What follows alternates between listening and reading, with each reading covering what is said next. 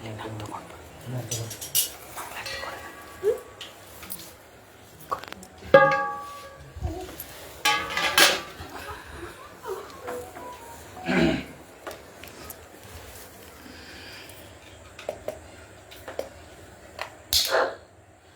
ಗುರುಭ್ಯೋ ನಮಃ ಪರಮ ಗುರುಭ್ಯೋ ನಮಃ ಶ್ರೀಮದಾನಂದ ತೀರ್ಥ ಭಗವತ್ಪಾದಾಚಾರ್ಯ ಗುರುಭ್ಯೋ ನಮಃ ಧ್ಯಾಯೇ ನೃಸಿಂಹ ಮರುರುದ್ಧ ವಿದ್ರನೇತ್ರಂ ಜಾನು ಪ್ರಸಕ್ತ ಕರೀಮಮತಾಪರಾಭ್ಯ ಚಕ್ರಂ ಧರಂ ಚದರಕಂ ಪ್ರಿಯಾ ಸಮೇತಂ ದಿಗ್ಮಾಂಶಕೋಟ್ಯಧಿಕತೇರ ಸಮಗ್ರ ಶಕ್ತಿಂ ಶ್ರೀ ಗುರುಭ್ಯೋ ನಮಃ ಶ್ರೀ ಶ್ರೀ ಸತ್ಯಾತ್ಮತೀರ್ಥ ಶ್ರೀಪಾದ ಸ್ವಾಮಿ ಗುರುಭ್ಯೋ ನಮಃ ಹರಿ ಓಂ. ಶ್ರೀ ಶ್ರೀ ಶ್ರೀಪಾದಂಗಳವರ ಅಧಿಕ ಜ್ಯೇಷ್ಠ ಮಾಸದ ದಿಗ್ವಿಜಯ ಅಂಗವಾಗಿ ಎಲ್ಲ ಬಡಾವಣೆಗಳಲ್ಲೂ ಎಲ್ಲ ಮನೆಗಳಲ್ಲೂ ಶ್ರೀಮದ್ ಭಾಗವತ ಪ್ರವಚನ ಹಮ್ಮಿಕೊಂಡಿದ್ದಾರೆ. ನಮ್ಮ ಮನೆಯಲ್ಲೂ ಕೂಡ ಇವತ್ತಿನಿಂದ 5 ದಿವಸದವರೆಗೂ ಶ್ರೀಮದ್ ಭಾಗವತ ಏಕಾದಶ ಸ್ಕಂದವನ್ನು ಸಂಕಲ್ಪ ಮಾಡಿ ಪ್ರಾರಂಭ ಮಾಡ್ತಾ ಇದ್ದೇವೆ. ಈ 11ನೇ ಸ್ಕಂದದ ಪ್ರವಚನವನ್ನು ನೆರವೇರಿಸಿಕೊಳ್ಳಿಕ್ಕೆ ನಾಡಿನ ಸುಪ್ರಸಿದ್ಧ ವಿದ್ವಾಂಸರಾದ ಪಂಡಿತ್ ಶ್ರೀ ಮಾಧವಾಚಾರ್ಯವರು ಬಂದಿದ್ದಾರೆ. ಅವರಿಗೆ ಸ್ವಾಗತ ಮಾಡ್ತಾ ಇದ್ದೇವೆ.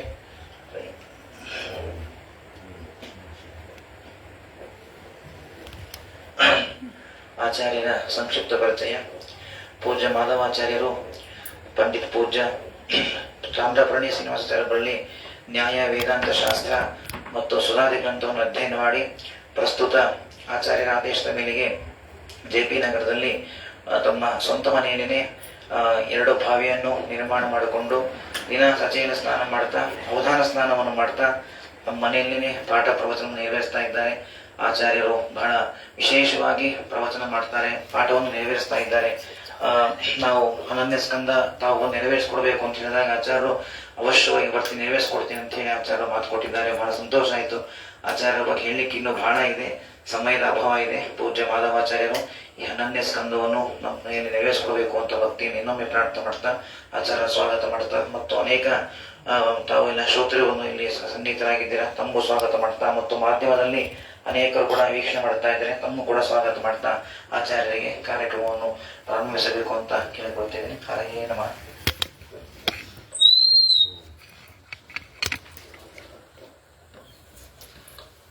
ಶ್ರೀ ಗುರುಭ್ಯೋ ನಮಃ. ಹರಿ ಓಂ. ಆಪಾದಮೌಳಿಪರ್ಯಂತಂ ಗುರುನಾಮಾಕೃತಿಂ ಸ್ಮರೇತ್ ತೇನ ವಿಘ್ನಾಃ ಪ್ರಣಶ್ಯಂತಿ ಸಿದ್ಧ್ಯಂತಿ ಚ ಮನೋರಥಾಃ. ಕರೋತು ಮಮ ಕಲ್ಯಾಣಂ ಹರಿರ್ಹಯಮುಖಾಭಿದಃ ಗುರುಶ್ಚ ಮಧ್ವನಾಮಾ ಮೇ ವರದೋಸ್ತು ನಿರಂತರಂ. ನಿತ್ಯಂ ಹಯಗ್ರೀವಪದಾರವಿಂದೇ ಸಂಸಕ್ತಬುದ್ಧಿಂ ಪದಾರವಿಂದಂ ದುರ್ವಾದಿದರ್ಪದ್ವಿಪದಾರವಿದ್ದಂ ತಂ ಶ್ರೀನಿವಾಸಾರ್ಯ ಗುರುಂ ನಮಾಮಿ. ಜನ್ಮಾದ್ಯಸ್ಯೇತೋನ್ಮಯಾದಿತರತಶ್ಚಾರ್ಥೇಷ್ವಭಿಘ್ನಸ್ವರಾಟ್ ತೇನೇ ಬ್ರಹ್ಮ ಹೃದಯಾದಿಕವಯೇ ಮುಹ್ಯಂತಿ ಯಂ ಸೂರಯಃ. ತೇಜೋ ವಾರಿಮೃದಾಂ ಯಥಾ ವಿನಿಮಯೋ ಯತ್ರ ತ್ರಿಸರ್ಗೋ ಮೃಷಾ ಧಾಮ್ನಾ ಸ್ವೇನ ಸದಾ ನಿರಸ್ತಕೋಕಂ ಸತ್ಯಂ ಪರಂ ಧೀಮಹಿ. ಸೃಷ್ಟಿಸ್ಥಿತ್ಯಪ್ಯೇಹಾನಿಯತಿದುಷಿತಮೋ ಬಂಧಮೋಕ್ಷಾಶ್ಚ ಯಸ್ಮಾತ್ ಅಸ್ಯ ಶ್ರೀ ಬ್ರಹ್ಮರುದ್ರ ಪ್ರವೃತ್ತಿಸುರನರದ್ವೀಷಶತ್ವಾತ್ಮಕಸ್ಯ ವಿಷ್ಣೋರ್ವ್ಯಸ್ತಾಃ ಸಮಸ್ತಾಃ ಸಕಲಗುಣನಿಧಿಃ ಸರ್ವದೋಷವ್ಯಪೇತಃ ಪೂರ್ಣಾನಂದೋ ವ್ಯಯೋ ಯೋ ಗುರುರಪಿ ಪರಮಶ್ಚಿಂತಯೇತ್ತಂ ಮಹಾಂತಂ. ಯಸ್ವಾನುಭಾವಮಖಿಲಶ್ರುತಿಸಾರಮೇಕಂ ಆಧ್ಯಾತ್ಮದೀಪಮತಿತಿತೀರ್ಷತಾಂ ತಮೋಂಧಂ ಸಂಸಾರಿಣಾಂ ಕರುಣಯಾಃ ಪುರಾಣಗುಹ್ಯಂ ತಂ ವ್ಯಾಸಸೂನುಮುಪಯಾಮಿ ಗುರುಂ ಮುನೀನಾಂ. ಸ್ವಸ್ತ್ಯಸ್ತು ಅಶೇಷಸನ್ಮಂಗಲಾನಿ ಭವಂತು. ಶ್ಲೋಕೈಕಶ್ರವಣಪಠನಮಾತ್ರೇಣ ವಕ್ತುಶ್ಚ ಶ್ರೋತॄಣಾಂ ನಿಖಿಲಕಲಿಕೃತಕಲ್ಮಷಾವನೋದನಪಟುತರೆ ಬ್ರಹ್ಮಾದ್ಯಸ್ಯ ಕಿಲಪುರುಷಾರ್ಥಸಾಧಿನೀಭೂತೆ ಶ್ರೀ ಮಹಾಮುನಿ ವೇದವ್ಯಾಸಕೃತೆ ಶ್ರೀಮದ್ಭಾಗವತೆ ಅದ್ಯ ಕಥಾ ಪ್ರಾರಂಭ.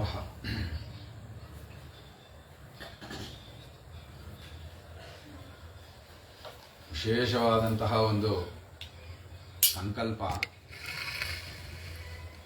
ಎಲ್ಲರ ಮನೆಯಲ್ಲಿ, ಎಲ್ಲ ಕೇಂದ್ರಗಳಲ್ಲಿ, ಎಲ್ಲ ಕಡೆಯಲ್ಲೂ ಜನಗಳಿಗೆ ಭಾಗವತ ಪ್ರಚಾರ ಆಗಬೇಕು ಎಂಬುವಂತಹ ಒಂದು ಮಹತ್ತರವಾದಂತಹ ಸಂಕಲ್ಪವನ್ನು ಮಹಾಸ್ವಾಮಿಗಳವರು ಮಾಡಿದ್ದಾರೆ. ಎಂಥ ಒಂದು ಲೋಕೋಪಕಾರಕವಾದಂತಹ ಸಂಕಲ್ಪ ಅಂತಂದ್ರೆ,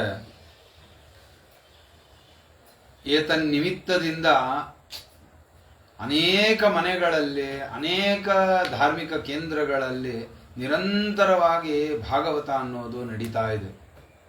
ಅಂಥ ಒಂದು ಮಹತ್ತರವಾದಂತಹ ಒಂದು ಸಂಕಲ್ಪವನ್ನು ಸ್ವಾಮಿಗಳವರು ಮಾಡಿದ್ದಾರೆ. ಆ ಸಂಕಲ್ಪದಲ್ಲಿ ನಮಗೂ ಆ ಭಾಗವತವನ್ನು ಒಂದಿಷ್ಟು ಸೇವಾ ಮಾಡುವಷ್ಟು ಭಾಗ್ಯ ನಮಗೆ ಸಿಕ್ಕಿದ್ದು ದೇವರ ಗುರುಗಳ ಒಂದು ವಿಶೇಷ ಅನುಗ್ರಹ ಅಂತ ನಾವು ಅದನ್ನು ಭಾವಿಸ್ತೀವಿ. ಏಕಾದಶ ಸ್ಕಂದದಲ್ಲಿ ಪರಮಾತ್ಮ ವಿಶೇಷವಾಗಿ ಉದ್ಧವನಿಗೆ ಮಾಡಿದಂತಹ ಭಾಗವತ ಧರ್ಮಗಳ ಒಂದು ಪ್ರಸಂಗ ಅಲ್ಲಿ ವಿಶೇಷವಾಗಿ ಬರುತ್ತೆ.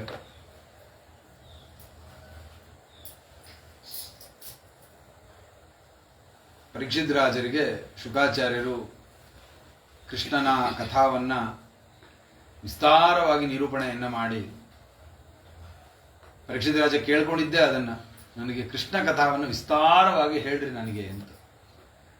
ಯಾಕೆ ಅಂದ್ರೆ ತಮ್ಮ ಗರ್ಭದಲ್ಲಿದ್ದಾಗಿಂದ ಪರಮಾತ್ಮ ಅವರನ್ನ ರಕ್ಷಣೆ ಮಾಡಿ ಆ ದ್ರೌಣ್ಯಸ್ತ್ರತಃ ಏನ ಅಶ್ವತ್ಥಾಮಾಚಾರ್ಯರ ಅಸ್ತ್ರ ಬಂದು ಆ ಗರ್ಭದ ಒಳಗಡೆ ಅದು ಆ ಗರ್ಭವನ್ನ ನಾಶ ಮಾಡ್ತಾ ಇತ್ತು.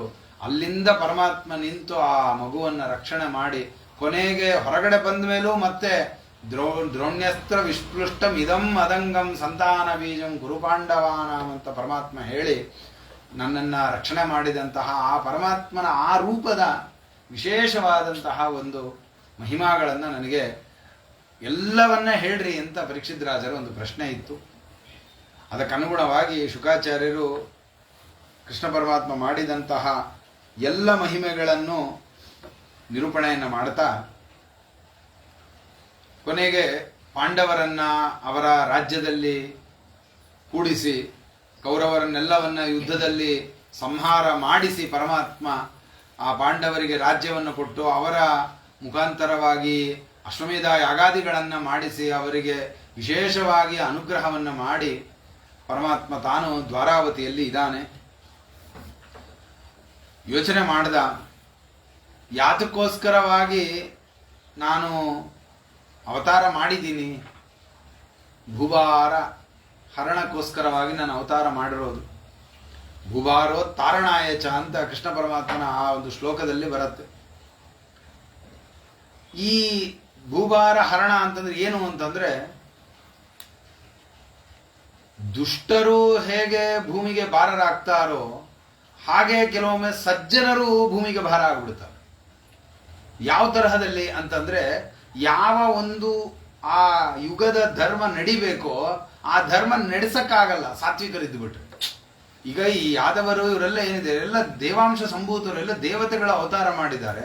ಇಂತಹ ಮಹಾನುಭಾವರುಗಳು ಒಬ್ಬರು ಭೂಮಿ ಮೇಲೆ ಅವತಾರ ಮಾಡಿದ್ರು ಅಂತಂದ್ರೆ ಅವರಿಂದ 100 ತಲೆಮಾರಿನ ತನಕ ಒಬ್ಬ ಅಧರ್ಮಿಷ್ಠ ಬರೋದಕ್ಕಾಗೋದಿಲ್ಲ ಆ ವಂಶದಲ್ಲಿ. ಅದರಿಂದ ಇವರು ಎಷ್ಟು ಕಾಲ ಭೂಮಿ ಮೇಲೆ ಇರ್ತಾರೋ ಅಷ್ಟು ಕಾಲ ಕಲಿಯುಗದ ಒಂದು ಅಧರ್ಮದ ಏನೊಂದು ಪಥ ಇದೆ, ಆ ಅಧರ್ಮ ಪಥವನ್ನ ಪ್ರವೃತ್ತಿ ಮಾಡಕ್ ಆಗೋದೇ ಇಲ್ಲ. ಅದರಿಂದ ಏನಾಯ್ತು, ಯುಗ ಧರ್ಮಕ್ಕೆ ಸಾತ್ವಿಕರು ಒಂದು ರೀತಿಯಾಗಿ ತೊಂದರೆ ಆಗ್ತಾರೆ. ಅದರಿಂದ ಆ ಸಾತ್ವಿಕರನ್ನು ಕೂಡ ಅವರವರ ಸ್ಥಾನಗಳಿಗೆ ವಾಪಸ್ ಕಳಿಸ್ಬೇಕು. ಅದನ್ನು ಪರಮಾತ್ಮ ಯೋಚನೆ ಮಾಡಿದ. ಅದರಿಂದ ಈ ಯಾದವರು ಏನಿದ್ದಾರೆ, ಇವರು ಯಾರಿಂದಲೂ ಸೋಲುವವರಲ್ಲ, ಯಾರಿಂದಲೂ ಸಾಯುವವರಲ್ಲ. ಇವರು ಯಾದವರು ಪರಮಾತ್ಮನ ವಿಶೇಷವಾದ ಅನುಗ್ರಹ ಇವರಿಗೆ. ಆದ್ರಿಂದ ಈ ಯಾದವರನ್ನ ಹೇಗೆ ಮತ್ತೆ ಅವರನ್ನ ಆ ವಂಶ ಪೂರ್ತಿ ಅದನ್ನು ಮುಗಿಸ್ಬೇಕು. ಅದನ್ನ ಇಲ್ಲದೆ ಇದ್ರೆ ಅದು ಹಂಗೆ ಬೆಳಿತಾನೆ ಇತ್ತು ಅಂತಂದ್ರೆ, ಎಲ್ಲ ಸಾತ್ವಿಕರು ಬರ್ತಾನೆ ಇದ್ರು ಅಂತಂದ್ರೆ ಕಲಿಯುಗ ಧರ್ಮ ಪ್ರವೃತ್ತಿ ಹೇಗಾಗಬೇಕು? ಯಾಕಂದ್ರೆ ದುರ್ಯೋಧನ ಸತ್ತಾಗನಿಂದ ಕಲಿಯುಗ ಪ್ರಾರಂಭ ಆಗೋಗಿದೆ. ಪರಮಾತ್ಮ ಭೀಮಸೇನ ದೇವರು ಸೇರಿಸಿ ಆ ಬಂದ ಕಲಿಯನ್ನ ದೂರ ಓಡಿಸಿ, ನಾವು ಭೂಮಿ ಮೇಲೆ ಇರೋ ತನಕ ನೀನು ಬರ್ಕೂಡ್ದು, ಭೂಮಿ ಮೇಲೆ ಕಾಲಿಡಬಾರ್ದು ಅಂತ ಹೇಳಿ ಅವನನ್ನು ಓಡಿಸಿದ್ದರಿಂದ ಕಲಿಯುಗ ಮುಂದಕ್ಕೆ ತಳ್ಳಿತ್ತು. ಇದು ಎಷ್ಟು ವರ್ಷ ಮುಂದೆ ತಳ್ಳಿಕ್ಕಾಗತ್ತೆ? ಆದ್ದರಿಂದ ಪರಮಾತ್ಮ ಸಂಕಲ್ಪ ಮಾಡಿದ,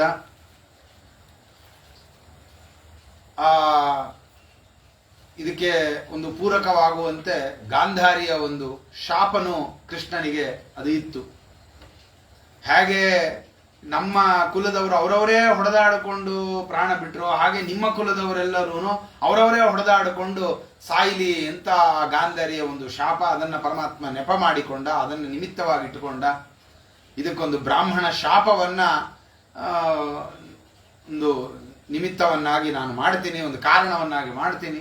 ತದ್ವಾರ ಪೂರ್ತಿ ಸಂಜಹ್ರೆ ಸ್ವಕುಲಂ ವಿಭು, ನನ್ನ ಇಡೀ ಈ ಕುಲವನ್ನ ನಾನು ಸಂಜಹ್ರೆ ಸಂಹಾರ ಮಾಡ್ತೀನಿ ಅಂತ ಪರಮಾತ್ಮ ಸಂಕಲ್ಪ ಮಾಡಿಕೊಂಡ. ಆ ಸಂಕಲ್ಪಕ್ಕೆ ತಕ್ಕಂತೆ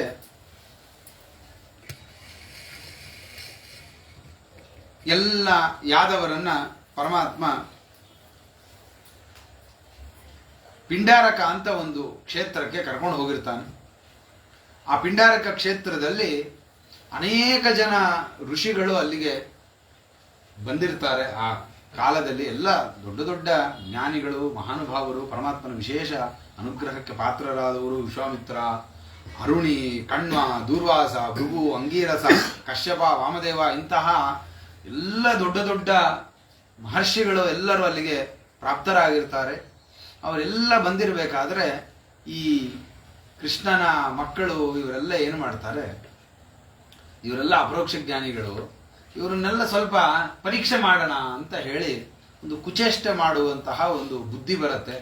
ಅದಕ್ಕೆ ಆ ಸಾಂಬನಿಗೆ ಒಂದು ಹೆಣ್ಣು ವೇಷವನ್ನು ಹಾಕ್ತಾ. ಅವ್ನು ನೋಡಕ್ ಸ್ವಲ್ಪ ತುಂಬಾ ಸುಂದರ, ಅವನು ಯಾರು ಸಾಂಬ, ನೋಡಕ್ ಸ್ವಲ್ಪ ಹುಡುಗಿ ತರನು ಕಾಣ್ತಿದ್ದ ಅವನು. ಅದಕ್ಕೆ ಅವನೇನೇನು ಮಾಡೋದು, ಅವನಿಗೊಂದು ಹುಡುಗಿ ವೇಷ ಹಾಕಿದ್ರು, ಒಂದು ಸ್ತ್ರೀ ವೇಷ ಹಾಕಿದ್ರು.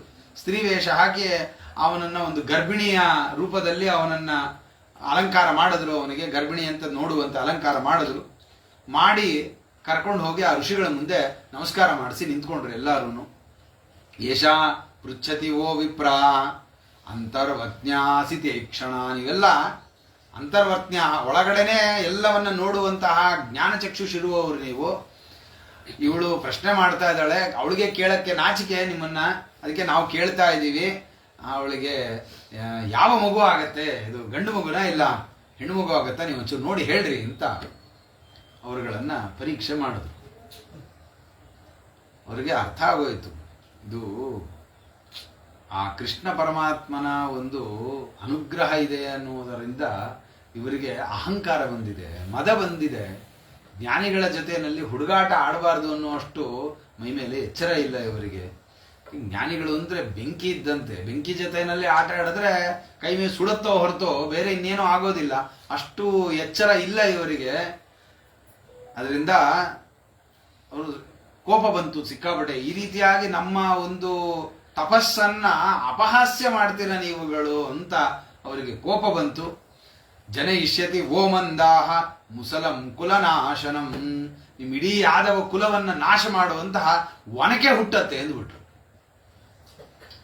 ಬ್ರಾಹ್ಮಣರ ವಾಕ್ಯ, ವೇದಗಳನ್ನ ಹೇಳಿ ಪರಮಾತ್ಮನನ್ನ ವಿಶೇಷವಾಗಿ ಗುಣಗಾನಗಳನ್ನ ಮಾಡಿ ಮಂಗಳಾಷ್ಟಕದಲ್ಲಿ ಹೇಳಬೇಕಾದ್ರೆ ಆ ಋಷಿಗಳನ್ನೆಲ್ಲ ಹೆಸರುಗಳನ್ನೆಲ್ಲ ಹೇಳ್ಕೊಂಡು ಬಂದು ಕೊನೆಯಲ್ಲಿ ಹೇಳಬೇಕಾದ್ರೆ ಯಾವಾಗಲೂ ಪರಮಾತ್ಮನ ಪಾದಾರವಿಂದಗಳನ್ನ ಭಜನೆ ಮಾಡುವಂತಹ ಈ ಜ್ಞಾನಿಗಳೇನಿದಾರಲ್ಲ ಇವರೆಲ್ಲ ಕುರುವಂತನೋ ಮಂಗಳಂ ಅಂತ ನಮಗೆ ಮಂಗಳ ಮಾಡಲಿ ಅಂತ ಪ್ರಾರ್ಥನೆ ಮಾಡ್ತಾರಲ್ಲ, ಅದರಲ್ಲಿ ಹೇಳಬೇಕಾದ್ರೆ ನಿತ್ಯ ಪರಮಾತ್ಮನ ಪಾದಾರವಿಂದಗಳ ಆರಾಧಕರು ಇವರು.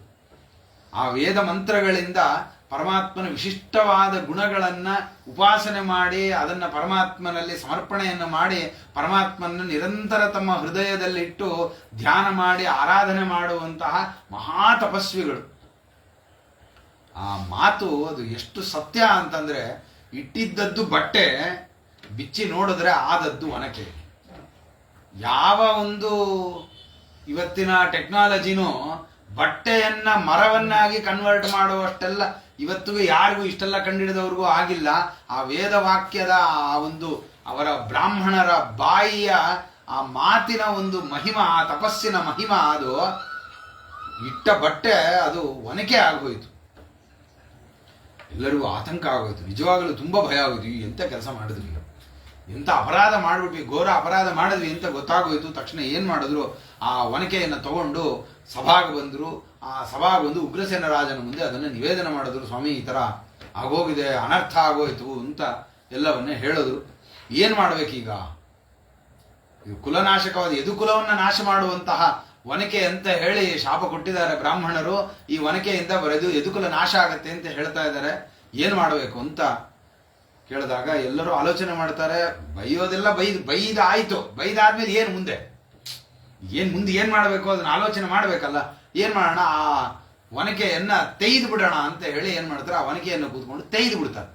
ತೆಗೆದು ಅದನ್ನ ಪೂರ್ತಿ ಗಂಧದ ತರ ಅದನ್ನ ಪೂರ್ತಿ ಅರೆದು ಅದನ್ನ ಸಮುದ್ರದಲ್ಲಿ ವಿಸರ್ಜನೆ ಮಾಡಿಬಿಡ್ತಾರೆ. ಅದೊಂದು ಆ ಕೊನೆಯದೊಂದು ಬಳೆ ತರ ಹಾಕಿರ್ತಾರೆ ಒನಕೆಗಳಿಗೆ. ಆ ಕಬ್ಬಣದ ಬಳೆ ಮಾತ್ರ ಉಳ್ಕೊಂಡ್ಬಿಡ್ತು. ಅದನ್ನು ಕೊನೆ ಕುಟ್ಟಿ ಅದನ್ನು ಪುಡಿ ಪುಡಿ ಮಾಡಿ ಆ ಪುಡಿಯನ್ನು ಸಮುದ್ರಕ್ಕೆ ಎರಚಿಸ್ಬಿಟ್ಟೆ ಉಗ್ರಸೇನ ಮಹಾರಾಜ. ಎರಚಿಬಿಡ್ರಿ ಎಲ್ಲವನ್ನು ಅಂತ. ಸರಿ ಅಂತ ಎಲ್ಲವನ್ನು ಅದನ್ನು ಮಾಡಿದ್ರು, ಎಸ್ತು ಬಿಟ್ರು. ಅದೇನಾಯ್ತು, ಆ ಗಂಧ ಏನು ತೈದ ಹಾಕಿದ್ರಲ್ಲ ಇದು ಒನಕೆ, ಅದೆಲ್ಲ ತೀರಕ್ಕೆ ಬಂದು ನಿಂತ್ಕೊಂಡು ಒಳ್ಳೆ ಜಂಡು ಹುಲ್ಲುಗಳಾಗಿ ಬೆಳೆದು ನಿಂತ್ಕೊಂಡಿತ್ತು. ಅದೇ ಪದಾರ್ಥನೇ ಅದು ಆ ನೀರಿನ ಜೊತೆಗೆ ಸೇರಿ ಸೇರಿ ಸೇರಿ ಒಂದು ಒಳ್ಳೆ ಜಂಡು ಹುಲ್ಲಾಗಿ ಅದು ಬೆಳೆದು ನಿಂತ್ಕೊಳ್ತು. ಅದು ಆ ಕಬ್ಬಣದ ಚೂರುಗಳು ಏನು ಬಿಸಾಕಿದ್ರು ಅದನ್ನ ಒಂದು ಮತ್ಸ್ಯ ಅದನ್ನ ನುಂಗುಬಿಡ್ತು. ಅದು ಹೀಗಾಗಿದೆ, ಸರಿ ಹೋಗಿದೆ. ತಸ್ಯೋದರ ಗತಂ ಲೋಹಂ ಶಲ್ಯೇಶು ಲುಬ್ಧಕೋ ಕರೋತು. ಒಬ್ಬ ಬೆಸ್ತ ಅವನು ಏನ್ ಮಾಡ್ದ, ಮೀನು ಹಿಡಿಬೇಕಾದ್ರೆ ಅವನ ಒಂದು ಬಲೆಗೆ ಆ ಸರಿಯಾದ ಆ ಯಾವ್ದ ಇದನ್ನ ನುಂಗಿತ್ತೋ ಅದೇ ಮೀನು ಸಿಕ್ಕಾಕೋತು. ಆ ಮೀನ ಉದರದಿಂದ ಅವನಿಗೆ ಆ ಕಬ್ಬಣದ ಪದಾರ್ಥಗಳು ಸಿಕ್ತು. ಅದನ್ನ ಅವನು ತನ್ನ ಬಾಣವನ್ನಾಗಿ ಮಾಡಿಕೊಂಡು ಅದನ್ನು ತಾನು ತನ್ನ ಬತ್ತಳಿಕೆ ಒಳಗೆ ಇಟ್ಕೊಂಡಿದ್ದಾನೆ. ದೇವರ ಸಂಕಲ್ಪ ಹೇಗಿರುತ್ತೆ ಅನ್ನೋದು ಗೊತ್ತಾಗೋದೇ ಇಲ್ಲ. ಎಲ್ಲಿಂದ ಎಲ್ಲಿಗೆ ಸಂಬಂಧ. ಎಲ್ಲೋ ಬಿಸಾಕಿದ ಆ ಕಬ್ಬಣದ ತುಂಡು ಅದು ಯಾರದ್ದೋ ಕೈಯಲ್ಲಿ ಹೋಗಿ ಅದು ಯಾವುದೋ ರೂಪವನ್ನ ತಗೊಂಡು ಅದು ಎಷ್ಟೋ ವರ್ಷಗಳಾದ ಮೇಲೆ ಅದರಿಂದ ಪರಮಾತ್ಮ ತನ್ನ ಅವತಾರ ಸಮಾಪ್ತಿ ಅದನ್ನ ಹೇಗೆ ಪರಮಾತ್ಮ ನಿಯೋಜನೆ ಮಾಡ್ತಾ ಇರ್ತಾನೆ. ಅದರಂತೆ ಆಯಿತು. ಹೀಗೆ ಪರಮಾತ್ಮ ತನ್ನ ಒಂದು ಆ ಕುಲವನ್ನ ಈ ರೀತಿಯಾಗಿ ಪರಮಾತ್ಮ ಸಮಾಪ್ತಿ ಮಾಡಿಕೊಳ್ಬೇಕು ಅಂತ ಸಂಕಲ್ಪ ಮಾಡಿದ ಅಂತ ಇಷ್ಟು ಹೇಳಿದ್ರು. ಇಷ್ಟು ನಿಶ್ಚಯ ಆಗೋಯ್ತು. ಇದರಿಂದ ಯದುಕುಲ ನಾಶ ಆಗುತ್ತೆ ಅಂತ ಗೊತ್ತಾಗೋಯ್ತು. ಇನ್ನೇನ್ ಮಾಡ್ಬೇಕು ಮುಂದೆ? ಎಲ್ರಿಗೂ ಗೊತ್ತಾಗೋಯ್ತು ಯದುಕುಲ ನಾಶ ಆಗತ್ತೆ, ಒಂದಿಷ್ಟು ಕಾಲದಲ್ಲಂತೂ ನಾಶ ಆಗತ್ತೆ ಅಂತ ನಿಶ್ಚಯ ಆಯಿತು. ನಿಶ್ಚಯ ಆಗಿದ್ದರಿಂದ ಎಲ್ಲ ಯಾದವರು ಭಕ್ತರು, ಪರಮಾತ್ಮನ ವಿಶೇಷವಾಗಿ ಆರಾಧಕರು. ಆದ್ರಿಂದ ಅವ್ರು ಏನ್ ಮಾಡ್ತಾರೆ, ತಮ್ಮ ಸಾಧನೆಗಳನ್ನ ಮಾಡ್ಕೊಳ್ಳೋದ್ರ ಕಡೆಗೆ ಗಮನ ಕೊಡ್ತಾರೆ.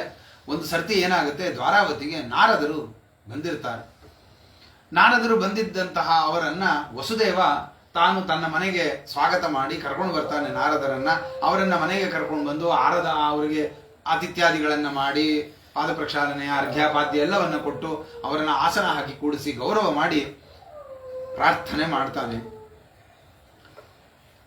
ನೋಡ್ರಿ, ಜ್ಞಾನಿಗಳ ಹತ್ರ ಹೇಗೆ ವ್ಯವಹಾರ ಮಾಡಬೇಕು ಅನ್ನೋದನ್ನ ಭಾಗವತದಲ್ಲಿ ಬೇಕಾದಷ್ಟು ಕಡೆ ಅದನ್ನ ನಿರೂಪಣೆ ಮಾಡ್ತಾರೆ.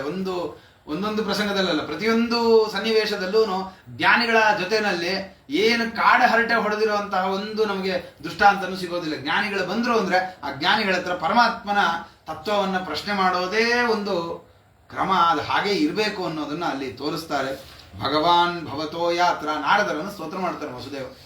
ನೀವು 3 ಲೋಕಗಳನ್ನ ಸಂಚಾರ ಮಾಡ್ತೀರಿ. ಅವರು ತ್ರಿಲೋಕ ಸಂಚಾರಿಗಳು ನಾರದರು. ಅವ್ರಿಗೆ ಮಾತ್ರ ಎಲ್ಲಿ ಬೇಕಾದ್ರೂ ಹೋಗ್ಬೋದು. ಎಲ್ಲಿ ಹೋಗೋದಕ್ಕೂ ಅವ್ರಿಗೆ ವೀಸಾ ಬೇಕಾಗಿಲ್ಲ, ಏನೂ ಬೇಕಾಗಿಲ್ಲ. ಅವ್ರಿಗೆ ಅವ್ರು ಎಲ್ಲಿ ಬೇಕಾದ್ರೂ ಹೋಗ್ಬೋದು.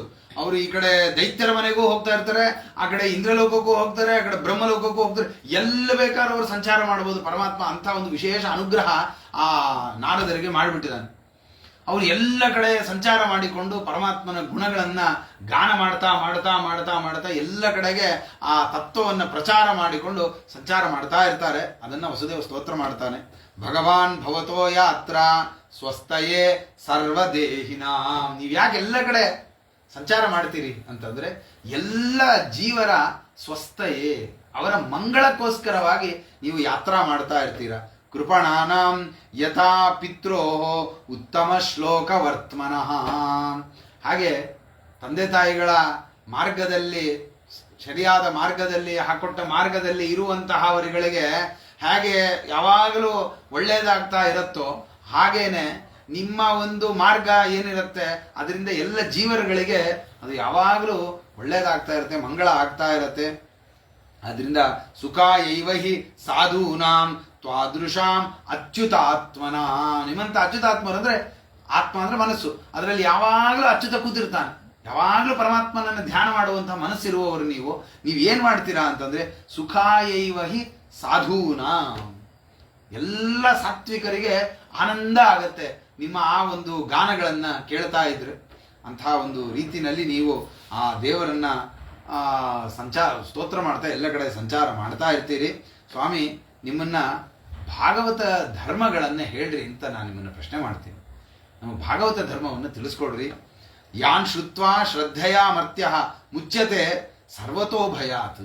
ಯಾವ ಒಂದು ಭಾಗವತ ಧರ್ಮಗಳನ್ನ ಶ್ರವಣ ಮಾಡುವುದರಿಂದ, ಭಕ್ತಿ ಆದರಗಳಿಂದ ಅದನ್ನು ಶ್ರವಣ ಮಾಡುವುದರಿಂದ ಮುಚ್ಯತೆ ಸರ್ವತೋ ಭಯಾತ್, ಎಲ್ಲ ಭಯದಿಂದ ಅವನು ಮುಕ್ತನಾಗ್ತಾನೋ ಅಂಥ ಒಂದು ಭಾಗವತ ಧರ್ಮಗಳನ್ನೇ ಹೇಳ್ರಿ. ಅಹಂ ಕಿಲ ಪುರಾಣಂತಂ ಪ್ರಜಾರ್ತೆ ಭುವಿ ಮುಕ್ತಿದಂ ಅಪೂಜಯಂ ನ ಮೋಕ್ಷಾಯ ಮೋಹಿತೋ ದೇವಮಾಯಯ. ಅವನು ತನ್ನಂತಾನು ಹೇಳ್ಕೊಳ್ತಾನೆ, ನಾನು ಹಿಂದೆ ಪರಮಾತ್ಮನನ್ನ ಮಕ್ಕಳ ರೂಪವಾಗಿ ಪಡೆದೆ, ಮಗನನ್ನಾಗಿ ಪಡೆದೆ ಪರಮಾತ್ಮನನ್ನ. ಆದರೆ ನಾನು ಅವನನ್ನ ಮೋಕ್ಷಕ್ಕೋಸ್ಕರವಾಗಿ ಅವನನ್ನ ನಾನು ಪೂಜೆ ಮಾಡಲೇ ಇಲ್ಲ. ಅವನನ್ನ ಮಗ ಅಂತಾನೆ ತಿಳ್ಕೊಂಡ್ಬಿಟ್ಟೆ ನಾನು ಯಾವಾಗಲೂ. ಮೋಹಿತೋ ದೇವಮಾಯೆಯ, ಆ ದೇವತೆಗಳ ಮಾಯ ಏನಾಯಿತು, ಅದು ನನ್ನ ಬುದ್ಧಿಯನ್ನು ಮಂಕ ಕವಿಸ್ಬಿಡ್ತು. ನನಗೆ ಇವರು ಪರಮಾತ್ಮ ಸಾಕ್ಷಾತ್ ಶ್ರೀಹರಿ, ಇವನು ಮುಕ್ತಿದಾಯಕ, ನಮ್ಮನ್ನು ಉದ್ಧಾರ ಮಾಡ್ಲಿಕ್ಕೆ ಬಂದಿದ್ದಾನೆ ಅಂತ ನನಗೆ ಗೊತ್ತಾಗಲೇ ಇಲ್ಲ. ನಮ್ಮ ಕಲ್ಪನೆ ಯಾವಾಗ ನೋಡಿದ್ರು ಇವ್ನು ನನ್ನ ಮಗ, ಕೃಷ್ಣ ನನ್ನ ಮಗ ಅಂತ ಜ್ಞಾನ ಬರ್ತಾ ಇತ್ತು ಹೊರತು ಇವನು ಸರ್ವೋತ್ತಮ ಅನ್ನುವಂತಹ ಜ್ಞಾನ ನಮಗೆ ಬರಲೇ ಇಲ್ಲ ಅಂತ ಮೋಹ ಮಾಡಿಬಿಟ್ಟ ಅವನು. ಅದರಿಂದ ಮುಚ್ಚೇಹಂ ಅಂಜಸೈವ ಅರ್ಧ ತಥಾ ನಶ್ಯಾಧಿ ಸುವ್ರತ. ಅದರಿಂದ ನಮ್ಮನ್ನ ಮೋಕ್ಷ ಮಾರ್ಗಕ್ಕೆ ಕರ್ಕೊಂಡು ಹೋಗ್ಬೇಕು. ಯಾವುದರಿಂದ ನಾವು ಮುಕ್ತರಾಗ್ತೀವೋ ಆ ರೀತಿಯಾಗಿ ನಮಗೆ ಧರ್ಮವನ್ನು ಹೇಳ್ರಿ, ನಮ್ಮನ್ನ ಶಾಸನ ಮಾಡ್ರಿ. ನೀ ಹಿಂಗ್ ಮಾಡ್ತಾರ ತಪ್ಪು, ನೀ ಹಿಂಗ್ ಮಾಡು ಅಂತ ಹೇಳಿ ನಮಗೆ ಸರಿಯಾದ ಮಾರ್ಗವನ್ನು ತೋರಿಸಿ ನಮ್ಮನ್ನ ಸನ್ಮಾರ್ಗದಲ್ಲಿ ಇಡುವಂತೆ ಮಾಡಿ ಮೋಕ್ಷ ಮಾರ್ಗಕ್ಕೆ ಕರ್ಕೊಂಡು ಹೋಗ್ರಿ ಅಂತ ವಸುದೇವ ಕೇಳ್ಕೊಳ್ತಾನೆ. ಅದಕ್ಕೆ ನಾರದರು ಹೇಳ್ತಾರೆ, ನೋಡಪ್ಪ, ಈ ಪರಮಾತ್ಮನ ಕಥಾ, ಅವನ ಗುಣಗಾನ ಅನ್ನೋದೇನಿದೆ ಇದು ಬರೀ ಕೇಳುವವರನ್ನೊಬ್ಬರನ್ನೇ ಅದು ಉದ್ಧಾರ ಮಾಡತ್ತೆ ಅಂತ ಇಲ್ಲ. ಶ್ರುತೋನು ಪಠಿತೋ ಧ್ಯಾತ ಆದೃತೋ ವಾನುಮೋದಿತ ಸದ್ಯ ಪುನಾತಿ ಸದ್ಧರ್ಮೋ ದೇವ ವಿಶ್ವದ್ರುಹೋಪಿ.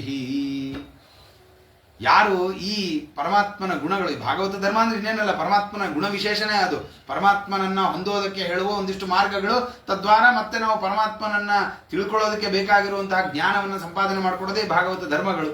ಆದ್ರಿಂದ ಇದೆಲ್ಲವೂ ಪರಮಾತ್ಮನ ಒಂದು ಪೂಜಾ ರೂಪವಾದಂತಹದ್ದು. ಇದೇನು ಭಾಗವತ ಧರ್ಮ ಇದೆ, ಇದು ಶ್ರುತಃ, ಯಾರು ಕೇಳ್ತಾರೋ, ಅನುಪಠಿತಃ, ಕೇಳಿ ಅದನ್ನ ಮತ್ತೆ ತಾವು ಅದನ್ನ ವಾಪಸ್ ಉಚ್ಚಾರಣ ಮಾಡಿ ಅದನ್ನು ಅನುಷ್ಠಾನ ಮಾಡ್ಕೊಳ್ತಾರೋ, ಧ್ಯಾತಃ, ಅದನ್ನು ಧ್ಯಾನ ಮಾಡ್ತಾರೋ, ಆದೃತಃ, ಯಾರು ಅದನ್ನು ಆಧರಿಸ್ತಾರೋ, ಅಥವಾ ಅನುಮೋದಿತ, ಇಲ್ಲ ಇದು ಸರಿ ಇದೆ, ಅವ್ರು ಏನು ಮಾಡೋದೇ ಬೇಡ, ಈ ಧರ್ಮ ಸರಿ ಇದೆ ಅಂತ ಇಷ್ಟು ಅನುಮೋದನೆ ಮಾಡಿಬಿಟ್ರೆ ಸಾಕು, ಅವನು ದೇವ ವಿಶ್ವದ್ರೋಹೋಪಿ, ಅವನು ದೇವತಾ ದ್ರೋಹಿ ಆಗಿರ್ಲಿ, ವಿಶ್ವದ್ರೋಹಿ ಆಗಿರ್ಲಿ, ಅವನು ಏನು ಮಹಾಪಾಪ ಮಾಡಿದವನಾಗಿದ್ರೂ ಸರಿ, ಅವನು ಸದ್ಯ ಪುನಾತಿ, ಆ ಕ್ಷಣದಲ್ಲಿ ಅವನು ಪುನೀತನಾಗಿಬಿಡ್ತಾನೆ. ಯಾರು ಈ ಭಾಗವತ ಧರ್ಮಗಳನ್ನ ಗ್ರಹಣ ಮಾಡ್ತಾರೆ, ಸ್ವೀಕಾರ ಮಾಡ್ತಾರೆ, ಅನುಮೋದನೆ ಮಾಡ್ತಾರೆ, ಅಂಥದ್ದು ಈ ಭಾಗವತ ಧರ್ಮ. ಅದನ್ನ ನೀನು ಪ್ರಶ್ನೆ ಮಾಡಿದೀಯ ರಾಜ. ಪರಮಾತ್ಮನ ಮಗನಾಗಿ ಚತುರ್ಮುಖ ಬ್ರಹ್ಮದೇವರು ಅವತಾರ ಮಾಡಿದ್ರು. ಆ ಚತುರ್ಮುಖ ಬ್ರಹ್ಮದೇವರಿಗೆ ಸ್ವಯಂಭೂಮನು ಅಂತ ಒಬ್ಬ ಮಗ ಬಂದ. ಆ ಸ್ವಯಂಭೂವ ಮನುವಿಗೆ ಪ್ರಿಯವ್ರತ ರಾಜ ಅಂತ ಒಬ್ಬ ಮಗ ಹುಟ್ಟಿದ. ಆ ಪ್ರಿಯವ್ರತ ರಾಜನಿಗೆ ಆಗ್ನಿದ್ರ ಅಂತ ಒಬ್ಬ ಮಗ, ಆಗ್ನಿದ್ರನಿಗೆ ನಾಭಿರಾಜ ಅಂತ. ಆ ನಾಭಿರಾಜನ ಮಗನಾಗಿ ಋಷಭನಾಮಕ ಪರಮಾತ್ಮ, ಸಾಕ್ಷಾತ್ ಶ್ರೀಹರಿ ಪರಮಾತ್ಮನೇ ಋಷಭನಾಮಕನಾಗಿ ಅವತಾರ ಮಾಡಿದ್ದ. ಆ ಋಷಭನಾಮಕನಿಗೆ 100 ಜನ ಗಂಡು ಮಕ್ಕಳಿದ್ರು. ಆ 100 ಜನದಲ್ಲಿ ತೇಷಾಂವೈ ಭರತೋ ಜ್ಯೇಷ್ಠ, ಅಲ್ಲಿ ಅವನಲ್ಲಿ 100 ಮಕ್ಕಳಲ್ಲಿ ಭರತ ಎಂಬುವನು ಜ್ಯೇಷ್ಠ ಪುತ್ರನಾಗಿದ್ದ. ವಿಖ್ಯಾತಂ ವರ್ಷಮೇತತ್ ಎನ್ನಾಂನ ಭಾರತಂ ಅದ್ಭುತಂ. ಯಾವನ ಒಂದು ಆಳ್ವಿಕೆಗೆ ಒಳಪಟ್ಟಿದ್ದರಿಂದ, ಯಾವನ ಒಂದು ಹೆಸರಿನಿಂದ ಇವತ್ತು ಈ ಭೂಮಿಯನ್ನ ಭಾರತ ಅಂತ ಕರೀತಾ ಇದ್ದಾರೋ ಅಂತಹ ಮಹಾನುಭಾವ ಅವನು ಋಷಭನಾಮಕ ಪರಮಾತ್ಮನ ಮೊದಲನೇ ಮಗ ಭರತ. ಅವನಾದ ಮೇಲೆ ಅವನ ತಮ್ಮಂದ್ರಗಳು 9 ಜನ, ಅವನು ನವದ್ವೀಪಗಳ ಅಧಿಪತಿಗಳಾಗಿ ಅವರು 9 ಜನ ಅವರಿದ್ರು. ಅದಾದ ಮೇಲೆ 81 ಜನ ಅವರೆಲ್ಲ ಬ್ರಾಹ್ಮಣರಾಗಿ ಬಿಟ್ರು. ಕೊನೆಯ 9 ಜನ ಏನಿದಾರಲ್ಲ, ನವಾಭವನ್ ಮಹಾಭಾಗಾಹ ಮುನಯೋ ಹ್ಯೂರ್ಧ್ವಮಂತಿನಃ, ಅವರು ಅಖಂಡ ಬ್ರಹ್ಮಚರ್ಯವನ್ನ ತಾವು ಇಟ್ಟುಕೊಂಡು ವಿಶೇಷವಾಗಿ ಪರಮಾತ್ಮನನ್ನ ಧ್ಯಾನ ಮಾಡಿ ಮಹಾ ತಪಸ್ವಿಗಳಾದಂತಹವರು 9 ಜನ.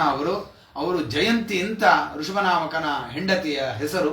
ಆ ಜಯಂತಿಯ ಮಕ್ಕಳಾಗಿ ಹುಟ್ಟಿದವರು, ಆದ್ದರಿಂದ ಅವರಿಗೆ ಜಾಯಂತೇಯರು ಅಂತ ಅವರಿಗೆ ಹೆಸರು ಬಂತು. ಅವರು 9 ಜನ ನವಜಾಯಂತೇಯರು ಅಂತ ಕರೆಸ್ಕೊಳ್ತಾರೆ. ಕವಿ ಹರಿಹಿ ಅಂತರಿಕ್ಷ ಪ್ರಬುದ್ಧ ಪಿಪ್ಪಲಾಯನ ಆವಿಹೋತ್ರೋತ ದ್ರುಮಿಳ ಚಮಸಃ ಕರಭಾಜನ ಅಂತ ಇವರು ಒಟ್ಟು 9 ಜನ ಆ ಋಷಭನಾಮಕನ ಮಕ್ಕಳುಗಳು. ಇವರು ಮಹಾಜ್ಞಾನಿಗಳು. ಇವರೆಲ್ಲರೂ ಏನಾಯಿತು, ಈ 9 ಜನ, ಇವರು ಯಾವಾಗಲೂ 9 ಜನ ಒಟ್ಟಿಗೆ ಇರೋದು. ಇವರು ಯಾವ ಒಟ್ಟೊಟ್ಟಿಗೆ ಸಂಚಾರ ಮಾಡ್ತಾರೆ, ಒಟ್ಟೊಟ್ಟಿಗೆ ಹೋಗ್ತಾರೆ, ಒಟ್ಟೊಟ್ಟಿಗೆ ಜ್ಞಾನವನ್ನ ಪ್ರಚಾರ ಮಾಡ್ತಾರೆ. ಈ ರೀತಿಯಾದ ಇವರದ್ದೊಂದು ವ್ಯಾಪಾರ. ಈ ರೀತಿಯಾಗಿದ್ದಾಗ ಒಮ್ಮೆ ಏನಾಗತ್ತೆ, ನಿಮಿರಾಜ ಒಂದು ಸತ್ರವನ್ನ ಆಯೋಜನೆ ಮಾಡಿರ್ತಾನೆ. ಆ ನಿಮಿರಾಜನ ಸತ್ರಕ್ಕೆ ಈ ಜಾಯಂತೆಯರು ಬರ್ತಾರೆ, ಪ್ರಾಪ್ತರಾಗ್ತಾರೆ. ಆ ಬಂದಂತಹವರನ್ನ ಮತ್ತೆ ಅವನು ವಿನಯದಿಂದ ಆದರಾದಿಗಳನ್ನು ಮಾಡಿ ಅವರನ್ನ ಕೂಡಿಸಿ ಪ್ರಶ್ನೆಯನ್ನ ಮಾಡ್ತಾನೆ. ಏನು? ಧರ್ಮಾನ್ ಭಾಗವತಾನ್ ಬ್ರೂತ ಯದಿನ ಶ್ರುತಯೇ ಕ್ಷಮಂ. ನೋಡ್ರಿ, ಅದು ಆ ಕೇಳುವ ಕ್ರಮ ಹೇಗಿರುತ್ತೆ ಅಂತಂದ್ರೆ, ವಿನಯ ಅನ್ನೋದು ಬಹಳ ಮುಖ್ಯ.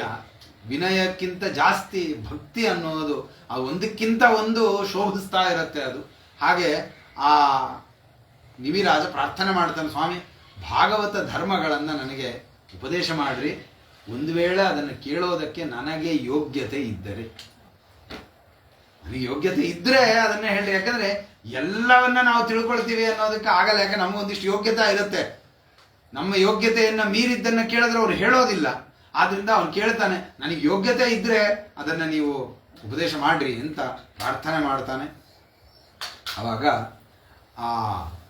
ಅದರಲ್ಲಿ ಮೊದಲನೇ ಅವರಾದಂತಹ ಕವಿ ಎಂಬುವಂತಹ ಆ ತಪಸ್ವಿ ಋಷಿಗಳು ಏನಿದ್ದಾರೆ ಅವರು ಅದನ್ನು ಹೇಳಕ್ ಹೋಗ್ತಾರೆ. ನೋಡು ರಾಜ, ಎಲ್ಲದಕ್ಕಿಂತ ಉತ್ತಮವಾದಂತಹದ್ದು ಯಾವುದು ಅಂತಂದ್ರೆ ಪರಮಾತ್ಮನಲ್ಲಿ ಭಕ್ತಿ.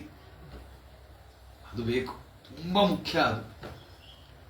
ಮನ್ಯೇ ಕುತಶ್ಚಿತ್ ಭಯಮಚ್ಯುತಸ್ಯ ಪಾದಾಂಬುಜೋಪಾಸನಮತ್ರ ನಿತ್ಯಂ ಉದ್ವಿಗ್ನ ಬುದ್ಧೇ ಅಸದಾತ್ಮ ಭಾವಾತ್ ವಿಶ್ವಾತ್ಮನಾ ಯತ್ರ ನಿವರ್ತತೆ ಭೀಹಿ.